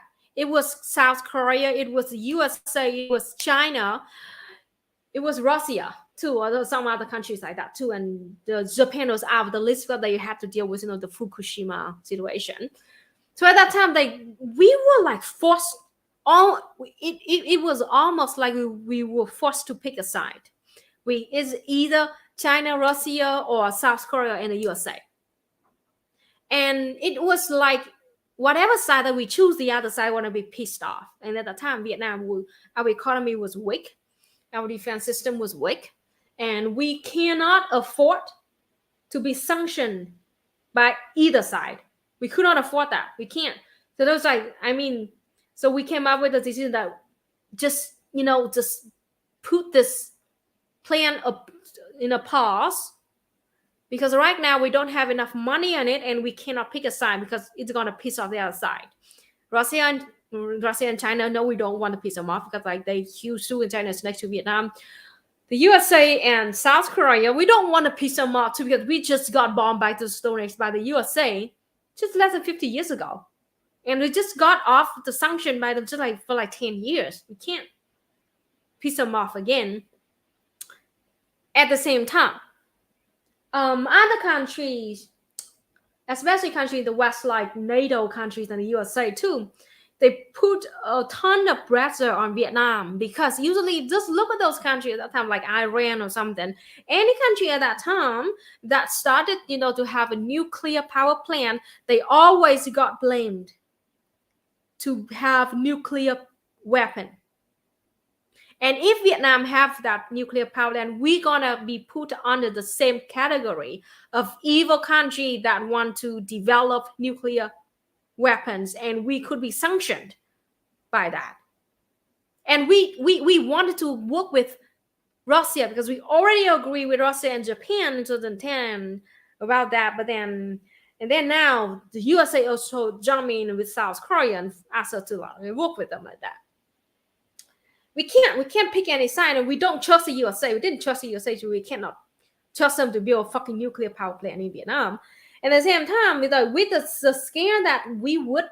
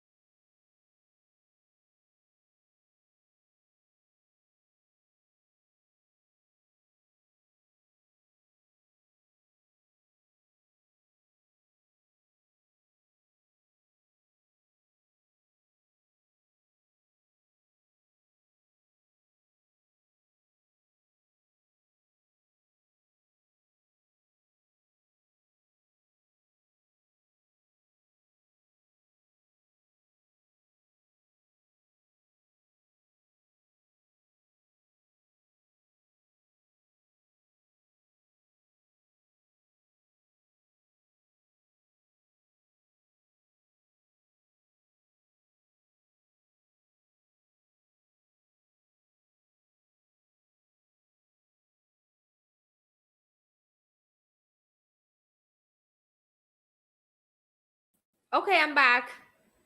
Right when I talk about nuclear weapons, I lost the internet. Kind of creepy, isn't it? All right, back to the story. Okay. So Vietnam at that time, we were weak and we were facing economic crisis, and that was why we could not afford to have nuclear power plant, and also we were afraid that we could be sanctioned again for developing nuclear power, nuclear weapons. So that's why we had to put down that plan, and it's still on hold to this day. Hopefully, in the future, when Vietnam is more powerful, so we would not be afraid of being sanctioned anymore. We could develop that, but yeah, there you go. That was the main reason why we could not have a nuclear power yet, because of the fucking the West, and also at the same time, you know what? Big countries, the rich countries that already has nuclear weapons, that already has nuclear power plants, they are stopping smaller countries like Vietnam to have nuclear power, and at the same time they use a tons of money on developing like green energy, and they also they use environmentalists, capitalist environmentalists. They use them, to brag about how good green energy is, to brainwash people, and why you to the the state stability and to protect the environment. You need to put down on a coal power plant and build more green energy, wind energy, solar energy, blah blah blah. And again, at the same time, forget about nuclear power because they're gonna put heavy pressure on you if you do that without their approval. So it is a hard question that we have to answer, our energy security, and we are trying our best to do it. Hopefully in the future we can have a nuclear power. But at the same time, I mean, even when we are able to build nuclear power plant, it is also a very dangerous kind of power plant. Then we need to run it perfectly, like I mean it is very very dangerous, even though it happens very few times, like the Chernobyl and the Fukushima and a few others because of natural disaster or something like that. But it happens, and once it rarely happens, but once it happens it's going to be disaster. So we need to be really freaking careful, and we only do it when we know exactly what we're doing. So it is very dangerous to run. And we only run it when we know what we're doing, and we can know that we can deal with if it happens like that.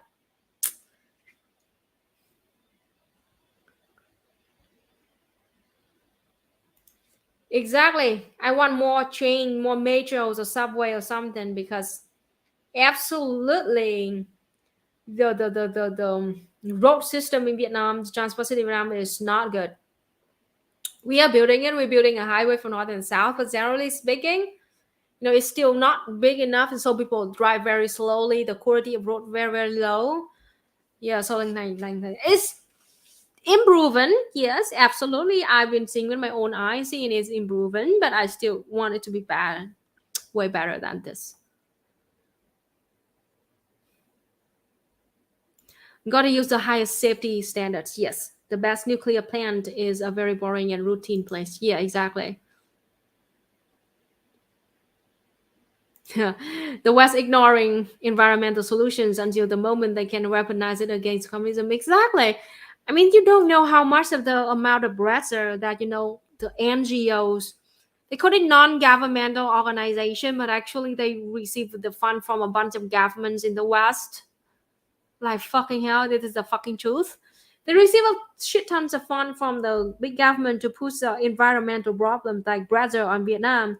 Like, you can't do that because of the environment. You can't do this for the environment. You have to do the solution because it's good for the environment. And they use their soft power to to propagandize to the people. Oh, at the same time too, I forgot the one of the also another reason why we had to put that nuclear power plant on hold in Vietnam.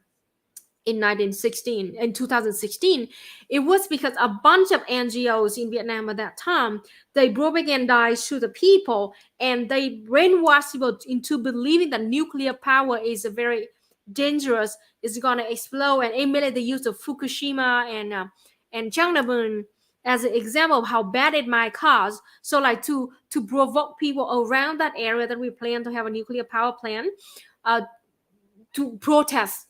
Tens of thousands of people protested for years to stop that nuclear power plant, thanks to those NGOs who propagandized false information to those people about, this is going to kill a lot of people, blah, blah, blah. It was huge.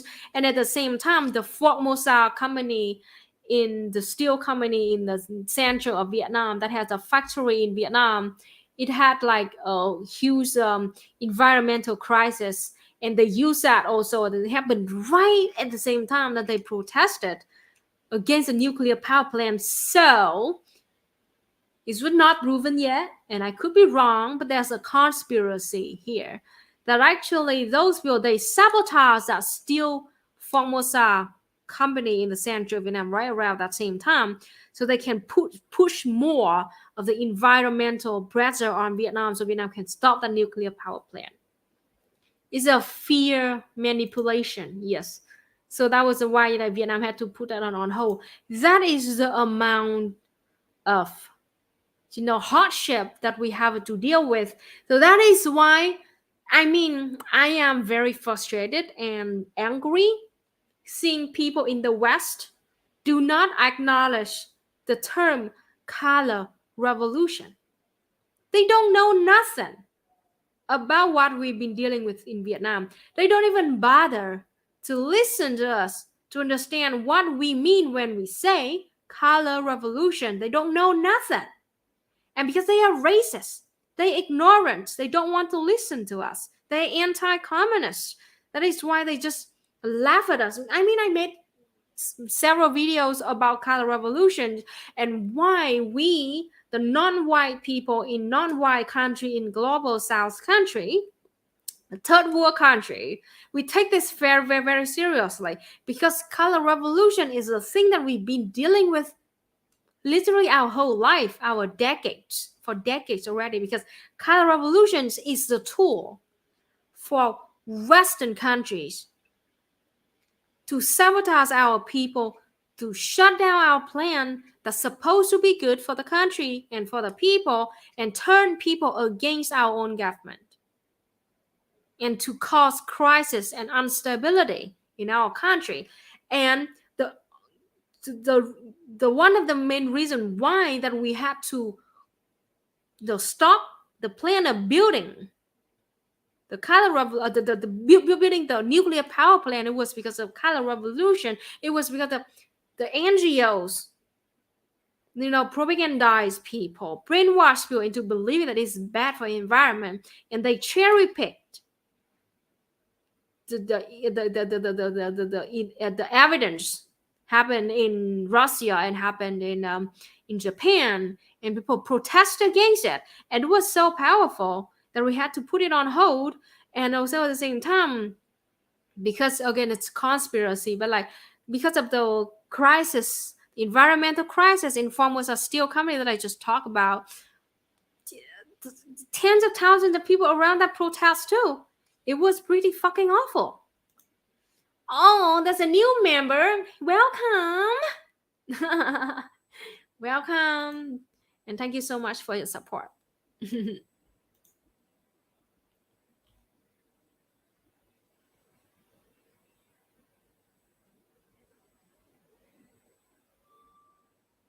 Nuclear power has globally saved millions of lives from premature death by fossil fuel emissions. Yes, it is true. But we can't have it yet.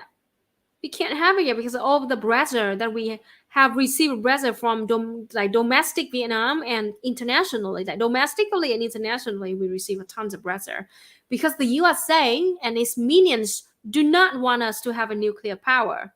Because first, if we have a nuclear power, Vietnam's gonna develop very, very, very fast. We're gonna catch up very, very fast. And they do not want to see a communist country, a Marxist country that develop that fast that can compete with them. They still want to control us. And by controlling, it means that and also they want to exploit us, because most of the companies that can make solar powers and wind turbines or something are owned by the West, or owned by the rich countries. So they want us to have a green energy, very green, because they can make shit ton of money out of it, because they like mostly a monopoly in making those solar power and in making those wind turbines too. And at the same time, it's still unstable. It only can make energy in at the daylight or the day with the wind, so it still make this communist country unstable. It can make them money, it still keep this country unstable, so they can easier to sabotage and control us.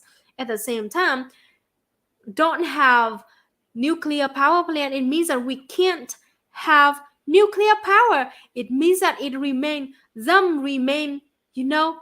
only countries that can have a nuclear powers, so they can be monopoly in power control. I mean, the USA is the country that has at least 5,800 nuclear warheads. But again, it still stops countries like Vietnam from developing our nuclear power. They want them to be the only one that has that power. Russia now, they have 6,000. According to the statistic coming from the USA, it could be wrong, but according to them, USA has 6,000 nuclear warheads. That is why the USA hate Russia so much. That is why the Russia still to this day, even Russia is not the USSR anymore. It's not. It's a capitalist now. But the USA still has a tons of propaganda against Russia. And also, China, they also have their own weapon, the hydro power or something like that, like bombs and hydro bombs and that, which is deadly too. And it's very threatening to the USA. That is why they against so much China and Russia, because they want the USA to be the only country that can have those power. Germany cannot have an army even. They can't. They have to rely 100% on NATO and on the USA. Japan too, they rely a lot. So like they want minions. They only want minions. And any country that they cannot control, any country that dare to question their power, dare to have a counter power, that is China and Russia. And just look the amount of anti-China and anti-Russia propaganda running on the US television right now. How hostile the USA is to those two countries. Now, it doesn't mean that I support China or I support Russia. I'm just look at things from, perspective of Vietnamese communists. Just look at the tension between those big countries. Right now, they are the three biggest countries are the USA, China, and Russia. And just look at the tension between them when China and Russia are coming close together, and that counter the position of the USA. And look now, the USA is trying so hard to grab on NATO and to grab on Australia and Canada to fight against that. And we, the country, small country in the middle, we stuck. Japan is essentially aircraft carrier. Yes, and also at the same time, the USA still illegally occupy Hawaii. Japan still illegally occupy Okinawa. By the way, we should not call it Okinawa. It is a different name. The Okinawan people, they have their own different name, and then they have their own name. Somebody in the chat can show me the right name. I forgot, but Japan still illegally occupy Okinawa. Okinawa is supposed to be independent by themselves, and they were illegally occupied and colonized, imperialized by Japan. The same with like Hawaii. Hawaii is still being illegal occupied by the USA. And the reason why the USA still occupy Hawaii to this day, because again, it's an aircraft carrier. They just turn beautiful islands of peaceful Hawaiian people into a military base where they use that to conquer the whole world. Ryukyu, yeah. Ryukyu, yes. That's it. That's the real name of Okinawa.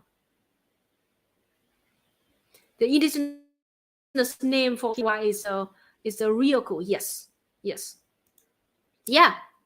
It's fucked up.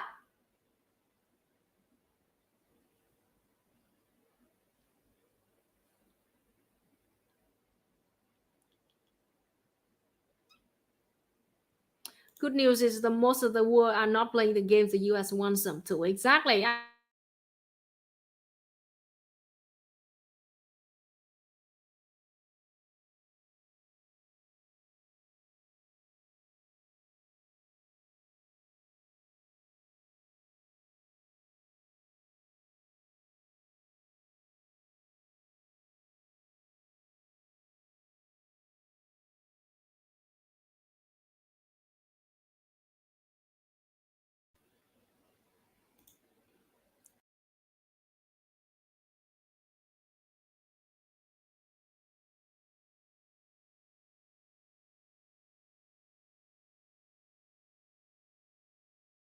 Pretty weird that my StreamYard just like the internet just started like down to one bar. That's why I lost connection.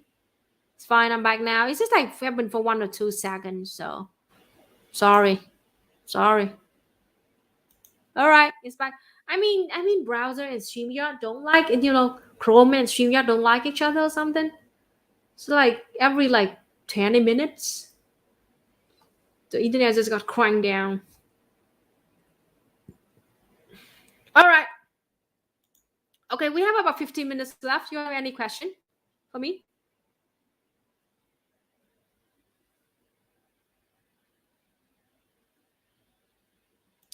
Oh, Yuri, hi. Yeah. How are the Communist Party of Japan and any communist group in South Korea? I never heard of any communist party in Japan. They could exist, but if they do exist, it might be small, so I never heard of them. In South Korea, it is illegal to be a communist. You can't. They will either be kicked out of the country or be sent to jail. You can't be a communist in South Korea. It's against the law. They had a law for that. A few years ago, there was a YouTuber and a podcaster in South Korea. He's a South Korean, and he was sent to jail for years just because he said some neutral thing about North Korea. Said about neutral thing about communism.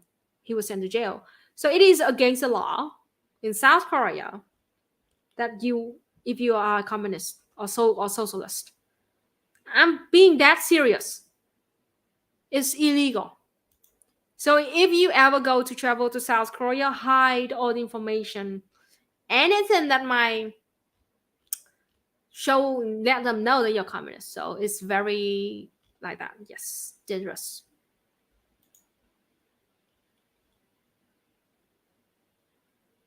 Communist Party in Japan is really big. I never heard that. Okay, I was wrong then. Okay, I will learn more about it. But most of the time that I encounter Japanese on Twitter, mostly because they very right wing, fascistic, to be honest. But I am happy that I'm wrong. I am very happy to see Communist Party in Japan is big. Jesus Christ, happy.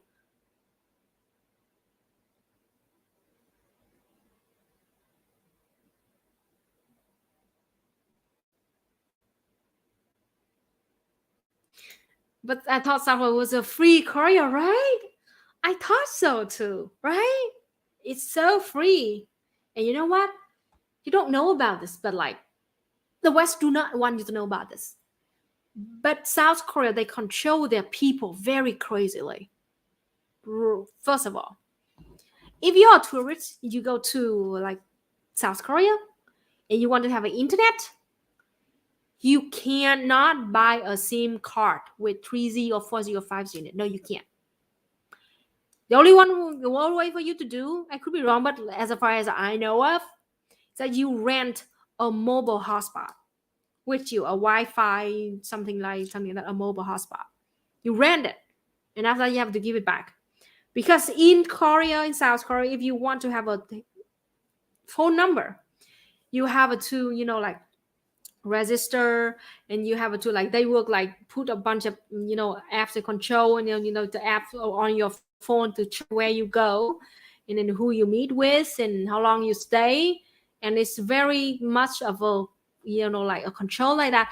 That was why in when COVID happened in 2020, in 21, when it, like a huge like crisis of COVID-19, South Korea, they were praised for, like controlling COVID-19 so well, because they use their phone app to track their people, about where they go, and how long they stay, and who they exposed to, and about, the F1 or F2 patients and like that. And everybody like praise that is so amazing, blah blah blah. Especially technocrats people, like, so amazing, you use this technology to help people to deal with the crisis. But somebody banging, putting something in the wall. But anyway, they can do it because they've been having that very strong surveillance system of their own people that is already exists in their phone, that the government know exactly, in their app, and where they go, who they are, how long they stay, who they've been talked to. I mean, if you think about it, it's pretty creepy.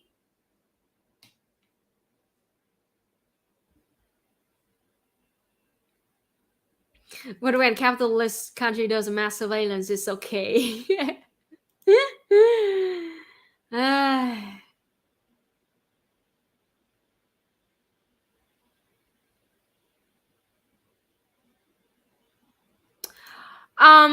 Do I have any yeah, we are home safe. Do I have any Marxism Leninism classes? Haven't you heard of my book yet? The book that I translated? That's gonna be, if you don't know about it yet, I think that's gonna be the, for now, I know, like the best material for you to learn if you want to learn about Marxism Leninism from scratch, from nothing, start from zero. Because it is let me show you. This is, I translate the curriculum of Marxism Leninism from Vietnamese to English, which has a tons of annotations in it. And it is the best for you if you, like, don't have a concrete understanding of Marxism, and you want to learn from scratch and learn from, like from the start. Oh my gosh. All right, here we go. With this one.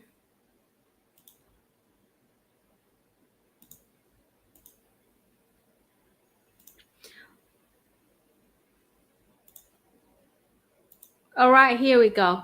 This is a, let's go to banyanhouse.org. Pasting my banyanhouse.org. Banyanhouse.org. All right, there you go. Here you can learn about Marxism, Leninism, and you can have a hard copy or ebook version. And you can, if you want an ebook version or HTML, you can donate as you want. You can get it for free, so it's fine. So yeah, this is it. I translate the Vietnamese textbook about Marxism, Leninism. How much is the book? The book for now is $20 in hard copy. And for the ebook, as I said, you can get it for free, or you can donate it, how much you can. In the maybe next month, because our printing company just raised the price. So like about next month, the book will be up to like $2 more. So I mean, if you want to grab a copy now, it's time to do it. And if you can support me, if you want the ebook, you can support me. I'm very much thankful for that. But again, about the topic of the book, the content of the book, the content is like it teaches you about, very, very, very basic and important knowledge about the history of philosophy, the history of Marxism, Leninism, why Marx and Engels came up with, and Lenin came up with this ideology. And next is that it teaches you about dialectical materialism, teach like the worldview of Marxism, Leninism. It teaches you about the connections, between the matter in the consciousness, and also teach you about, materialist dialectics, how we see the world, how the world, the universe develops, and how, the relationships between things and phenomena and ideas, and also all stuff like that. They're very basic but concrete understanding of Marxism, Leninism, and dialectical materialism. And also, I have a lot, actually, 2/3 of the book. It is 300 pages long of a book. It's a thick one, big one. About 2/3 of the book is annotation, where I put the explanation on what does it mean when the book says this, and give you more of the material to read in the future if you want to develop the reading to read more. The reason why I put annotation in it is because it is because it is a textbook, so we're supposed to have a lecturer on a class, and we can like if you have any questions, we can ask the lecturer, and also have a question asked by the lecturer, and we need to answer them. So the point is that, like, you're supposed to have a lecturer right beside you to teach you and explain, to answer all of your questions if you have them.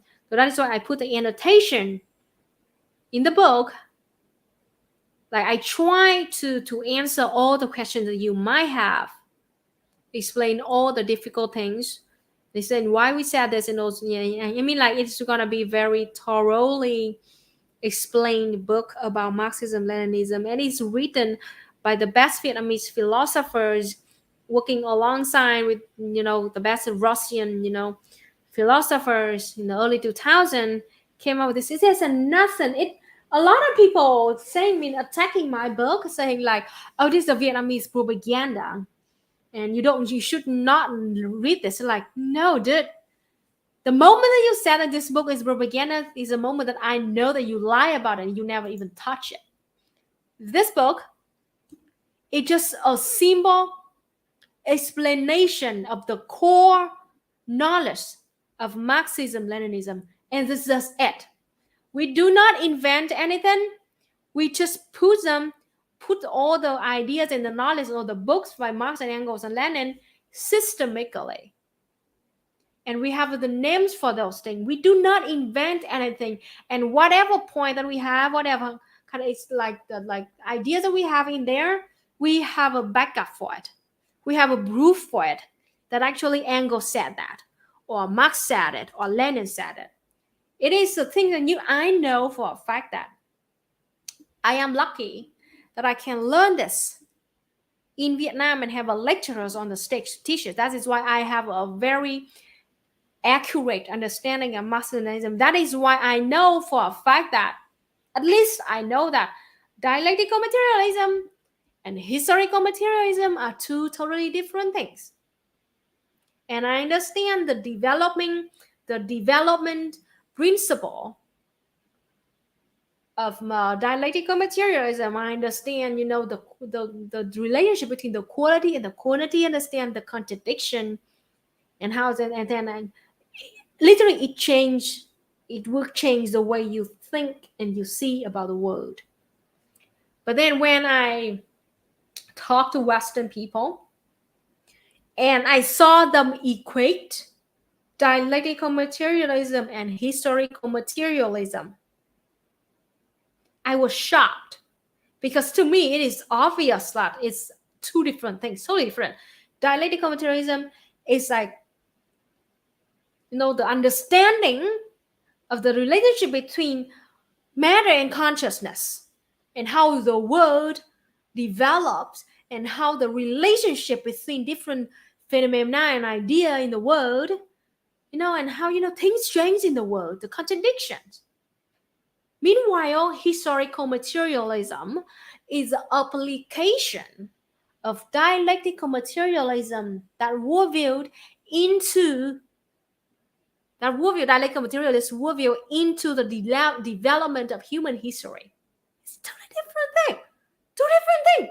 But when I Google it, yes, Google literally said that historical materialism is a synonym to dialectical materialism.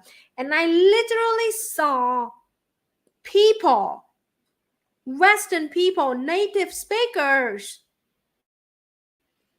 fans of a very famous streamer, and in the streamer itself, literally they believe that those two things are the same thing, and they laugh at me because they use the definition of historical materialism for dialectical materialism and vice versa, because they don't know nothing, and they laugh at me for that. Like, so like, dude, you know what? I laugh at you because you don't know nothing. You have a very extremely poor knowledge about this thing, and you claim to be expert. And when I'm trying to fucking teach you very calmly, put like politely, respectfully, and you laugh at it, like the freaking ignorance and arrogance that those people have is amazing. This is Vietnamese propaganda. Have you seen the history books? Exactly. Just yesterday, I received a comment on the video that I made about, the Vietnam War. The actual history of the Vietnam War, the science, the history of that. And there's a Western guy commented saying this is propaganda. Yeah, show me. Yeah. Can you please show me which part is propaganda? What did I get wrong? Excuse me. They can't debunk. They can't have nothing. They don't have a nothing to debunk it. But it's because it's against the indoctrination. So just assume it's propaganda. I mean, while they cannot disprove it, they don't have nothing against it because they can't argue against that. But in their head, they just say, "Oh, it's propaganda. It's propaganda." Like, okay, if it's propaganda, so what's the propaganda in this? Prove I'm wrong. Yeah, it's a gotcha culture, exactly. We will first make the sum total of their knowledge.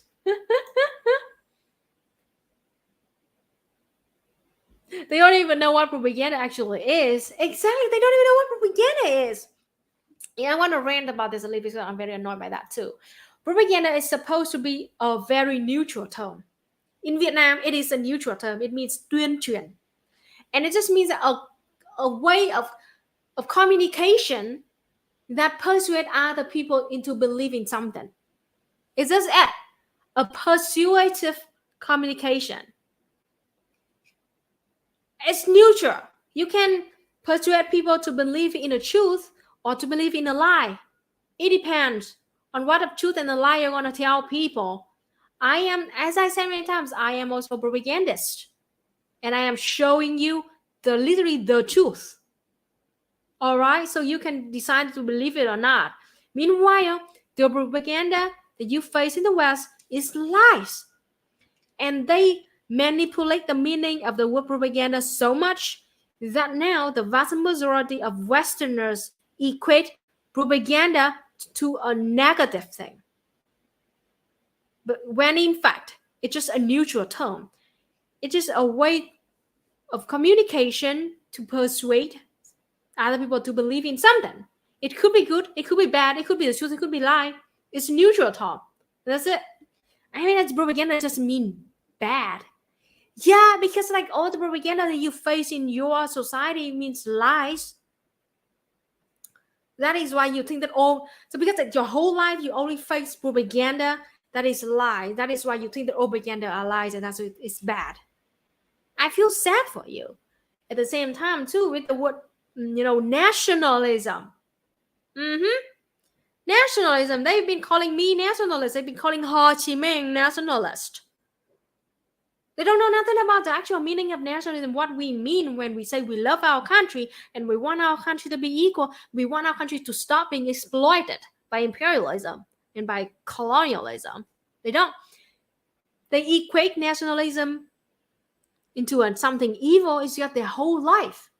The only nationalism that they encounter is white supremacist nationalism, fascism. It means that there's a group of people who think that they are superior, who think that they have the right to rule over other country. They have the right to conquer, to exploit other country, and all other people are lower. They are like inferior to them. Now that is a right-wing nationalism. All right. Meanwhile, we left-wing people in global south countries, what we believe that yes, we also love our country and love our own people, but we do not think that we are superior. We want equality.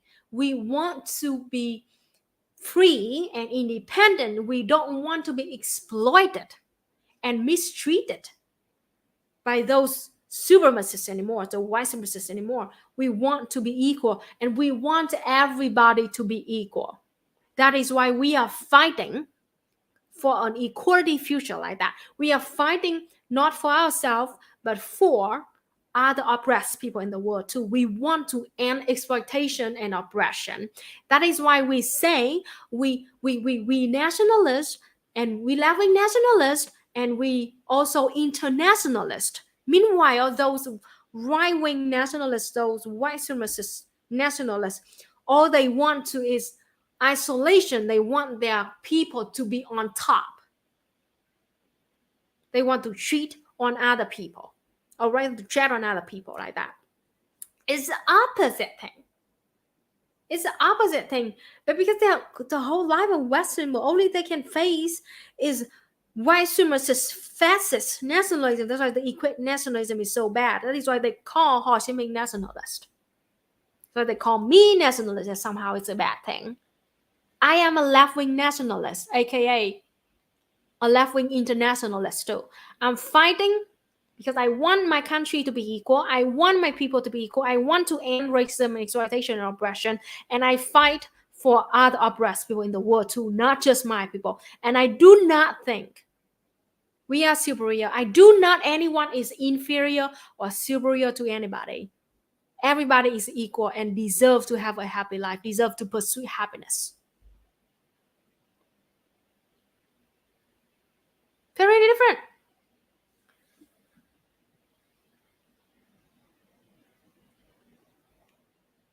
That is why, like with you, in a video that I made about nationalism, I had I show you an interview with Fidel Castro about nationalism and patriotism, and why Cuban people are nationalists and internationalists at the same time. You can go back and by that, but I remember that's like I totally agree with Fidel Castro on this. It says that explained like very well about what we actually believe. Cuban people, right? Yes, right now he said like right now they are waving the Cuba flag, and they want Cuba to be free, be a country, to be independent, right? But in the future, if somehow the whole world reach communism, somehow the world get rid of capitalism and there's no exploitation anymore, Cuban people would love to put down this beautiful flag, put down their nationality, get rid of their nationality, and join with the world revolution. That is internationalism. And I believe that yes, Vietnamese will believe the same thing.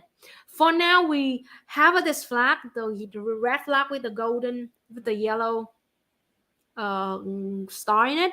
We still call ourselves Vietnamese. It is because we are still actively fighting against capitalism, against imperialism and exploitation coming from the West. This country with the borders, even though we are internationalists, we don't want borders, but we believe in a stateless and classless and moneyless society. Never forget that.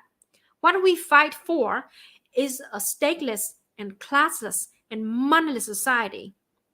So lots of liberals saying like, oh, so if we live like that, why do you still use money? Why do you still have the borders, and why do you still have a flag? So like, Why did you have a government? Why don't you just get rid of the government right now? Now, I say it is a very ding-dong, ignorant, and painfully ignorant argument. Yes, it is true that we communists, Marxist-Leninists, we fight for a stateless and classless society. But we cannot have it now, sadly, because capitalism still exists, fascism still exists. We're still literally fighting against the literally exploitation and sabotage coming from the West right now. We had a revolution in the 1940s, 1945. We won against colonialism and imperialism in the USA, but we still being actively exploited by the West. But that's still capitalism. The USA still maintained as the top country, most powerful country right there. So it is the reason why we still have a borders and we still have this government is that it is the only thing that we have left to protect ourselves from the sabotage, from the attack, from the exploitation from the West.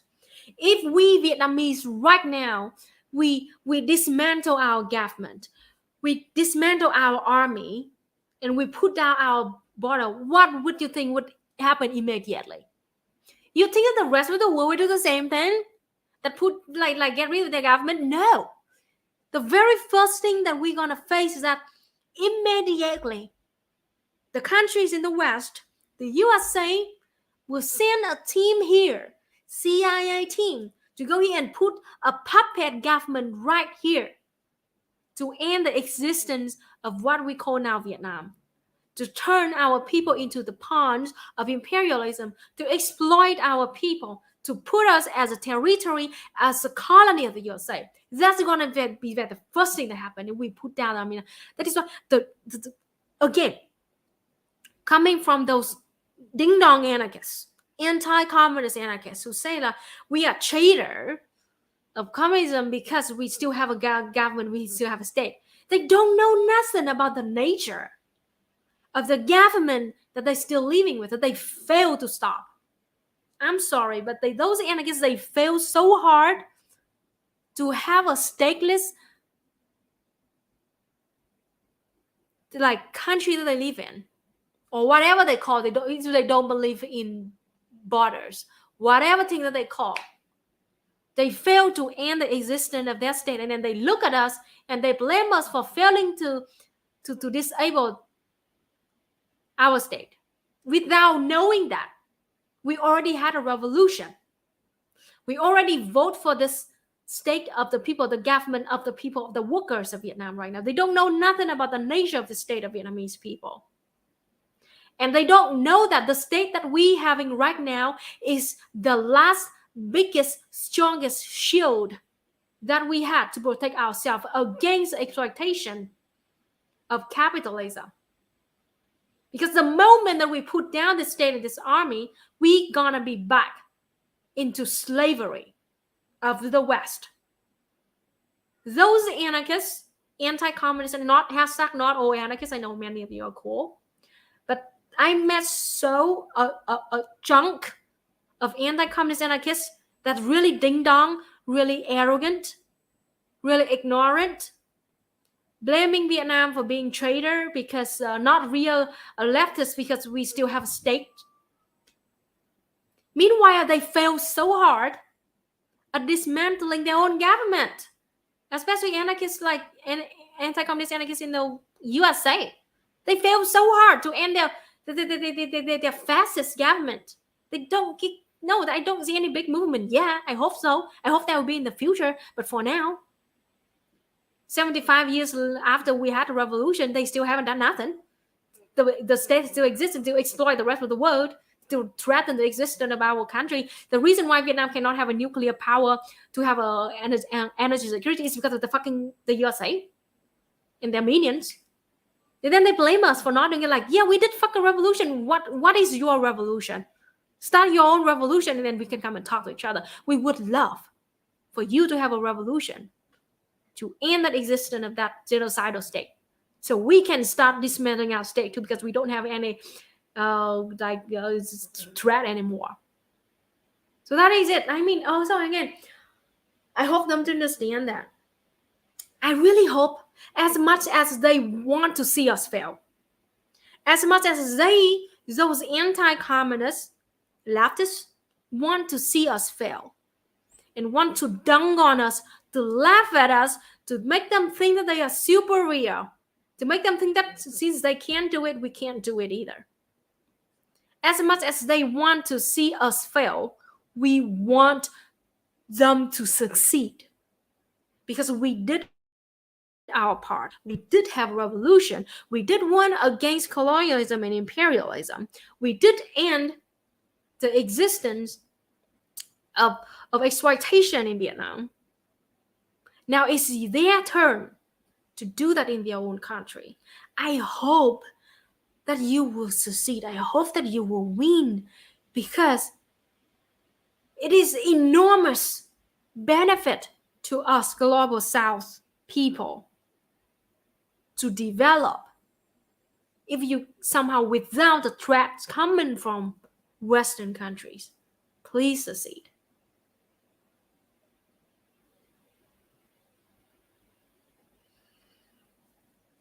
So that is why I'm very skeptical of anybody who call themselves leftists and all they do is to dunk on other, communists in the global South. All they do is that, just sit online and dunk on it and laugh at us and think that somehow they superior. They believe that because they cannot do it, so we cannot also do it either. It means that we are lying about it. I mean, it's sad, it's pathetic, and anyway, I hope that they can get rid of that mindset. They can start organizing. They can start working with each other and can have some change in the future, because those people, they are not just fighting for themselves. They are fighting for us too, because we are very, very much looking towards for them to doing something to help, because we already here, we just trying our best to survive here, to fight against exploitation, and we're trying our best, but I mean they living right in the belly of the beast, and it's essential for the comrades over there to realize that. And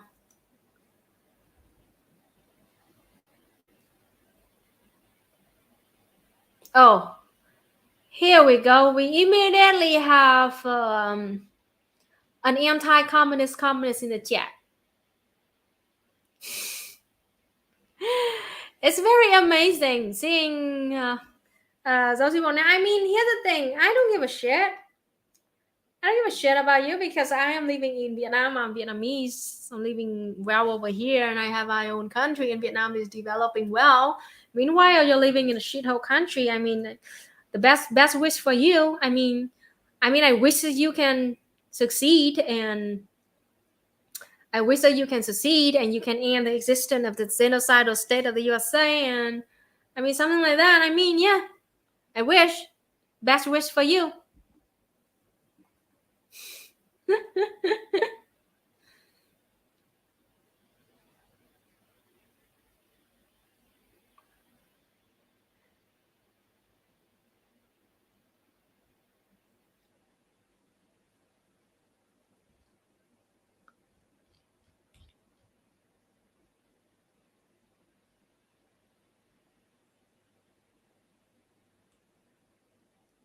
Online liberals should not mean anything in Vietnam.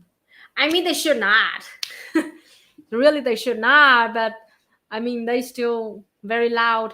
I mean, just a very small number of Vietnamese who are liberals and neoliberals, and teeny tiny amount who are anti-communist, anarchists, and ultra leftists, and that very teeny tiny, much more. They are nothing in real life, but they are very loud online. They spend a lot of amount of time, LARPing online and talk to people in English. But I mean, somehow it's very funny coincidence that most of them very good at English. So they're very loud online, and they go and they harassing, spamming other people.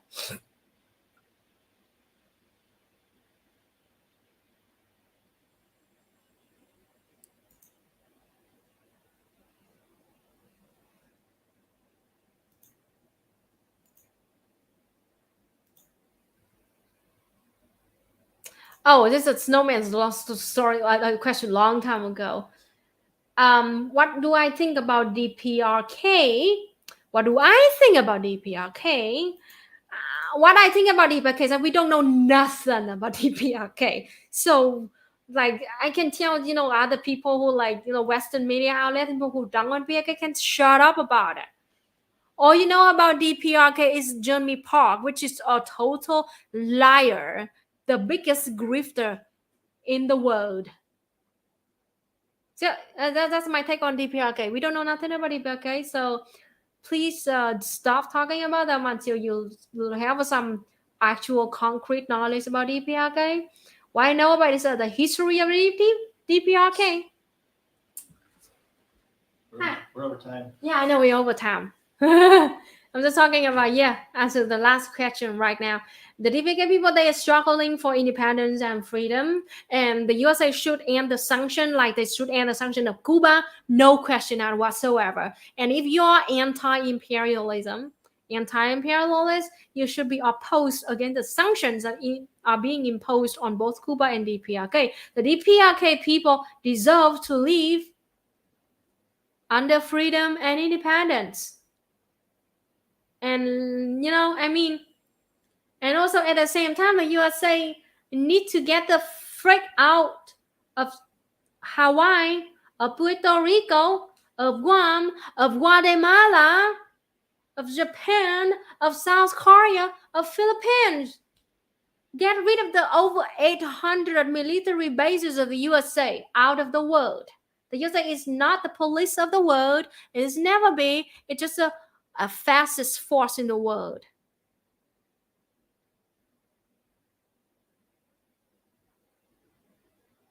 I want to visit the DPRK one day, yes. If you're anti-imperialist, you need to be anti-sanctions too. And if you say anything other than that, if you somehow support the sanction on Cuba and DPRK, you're an imperialist shield. You're freaking like reactionary. It's no better than that. You're reactionary. You're against the life of millions of people out there.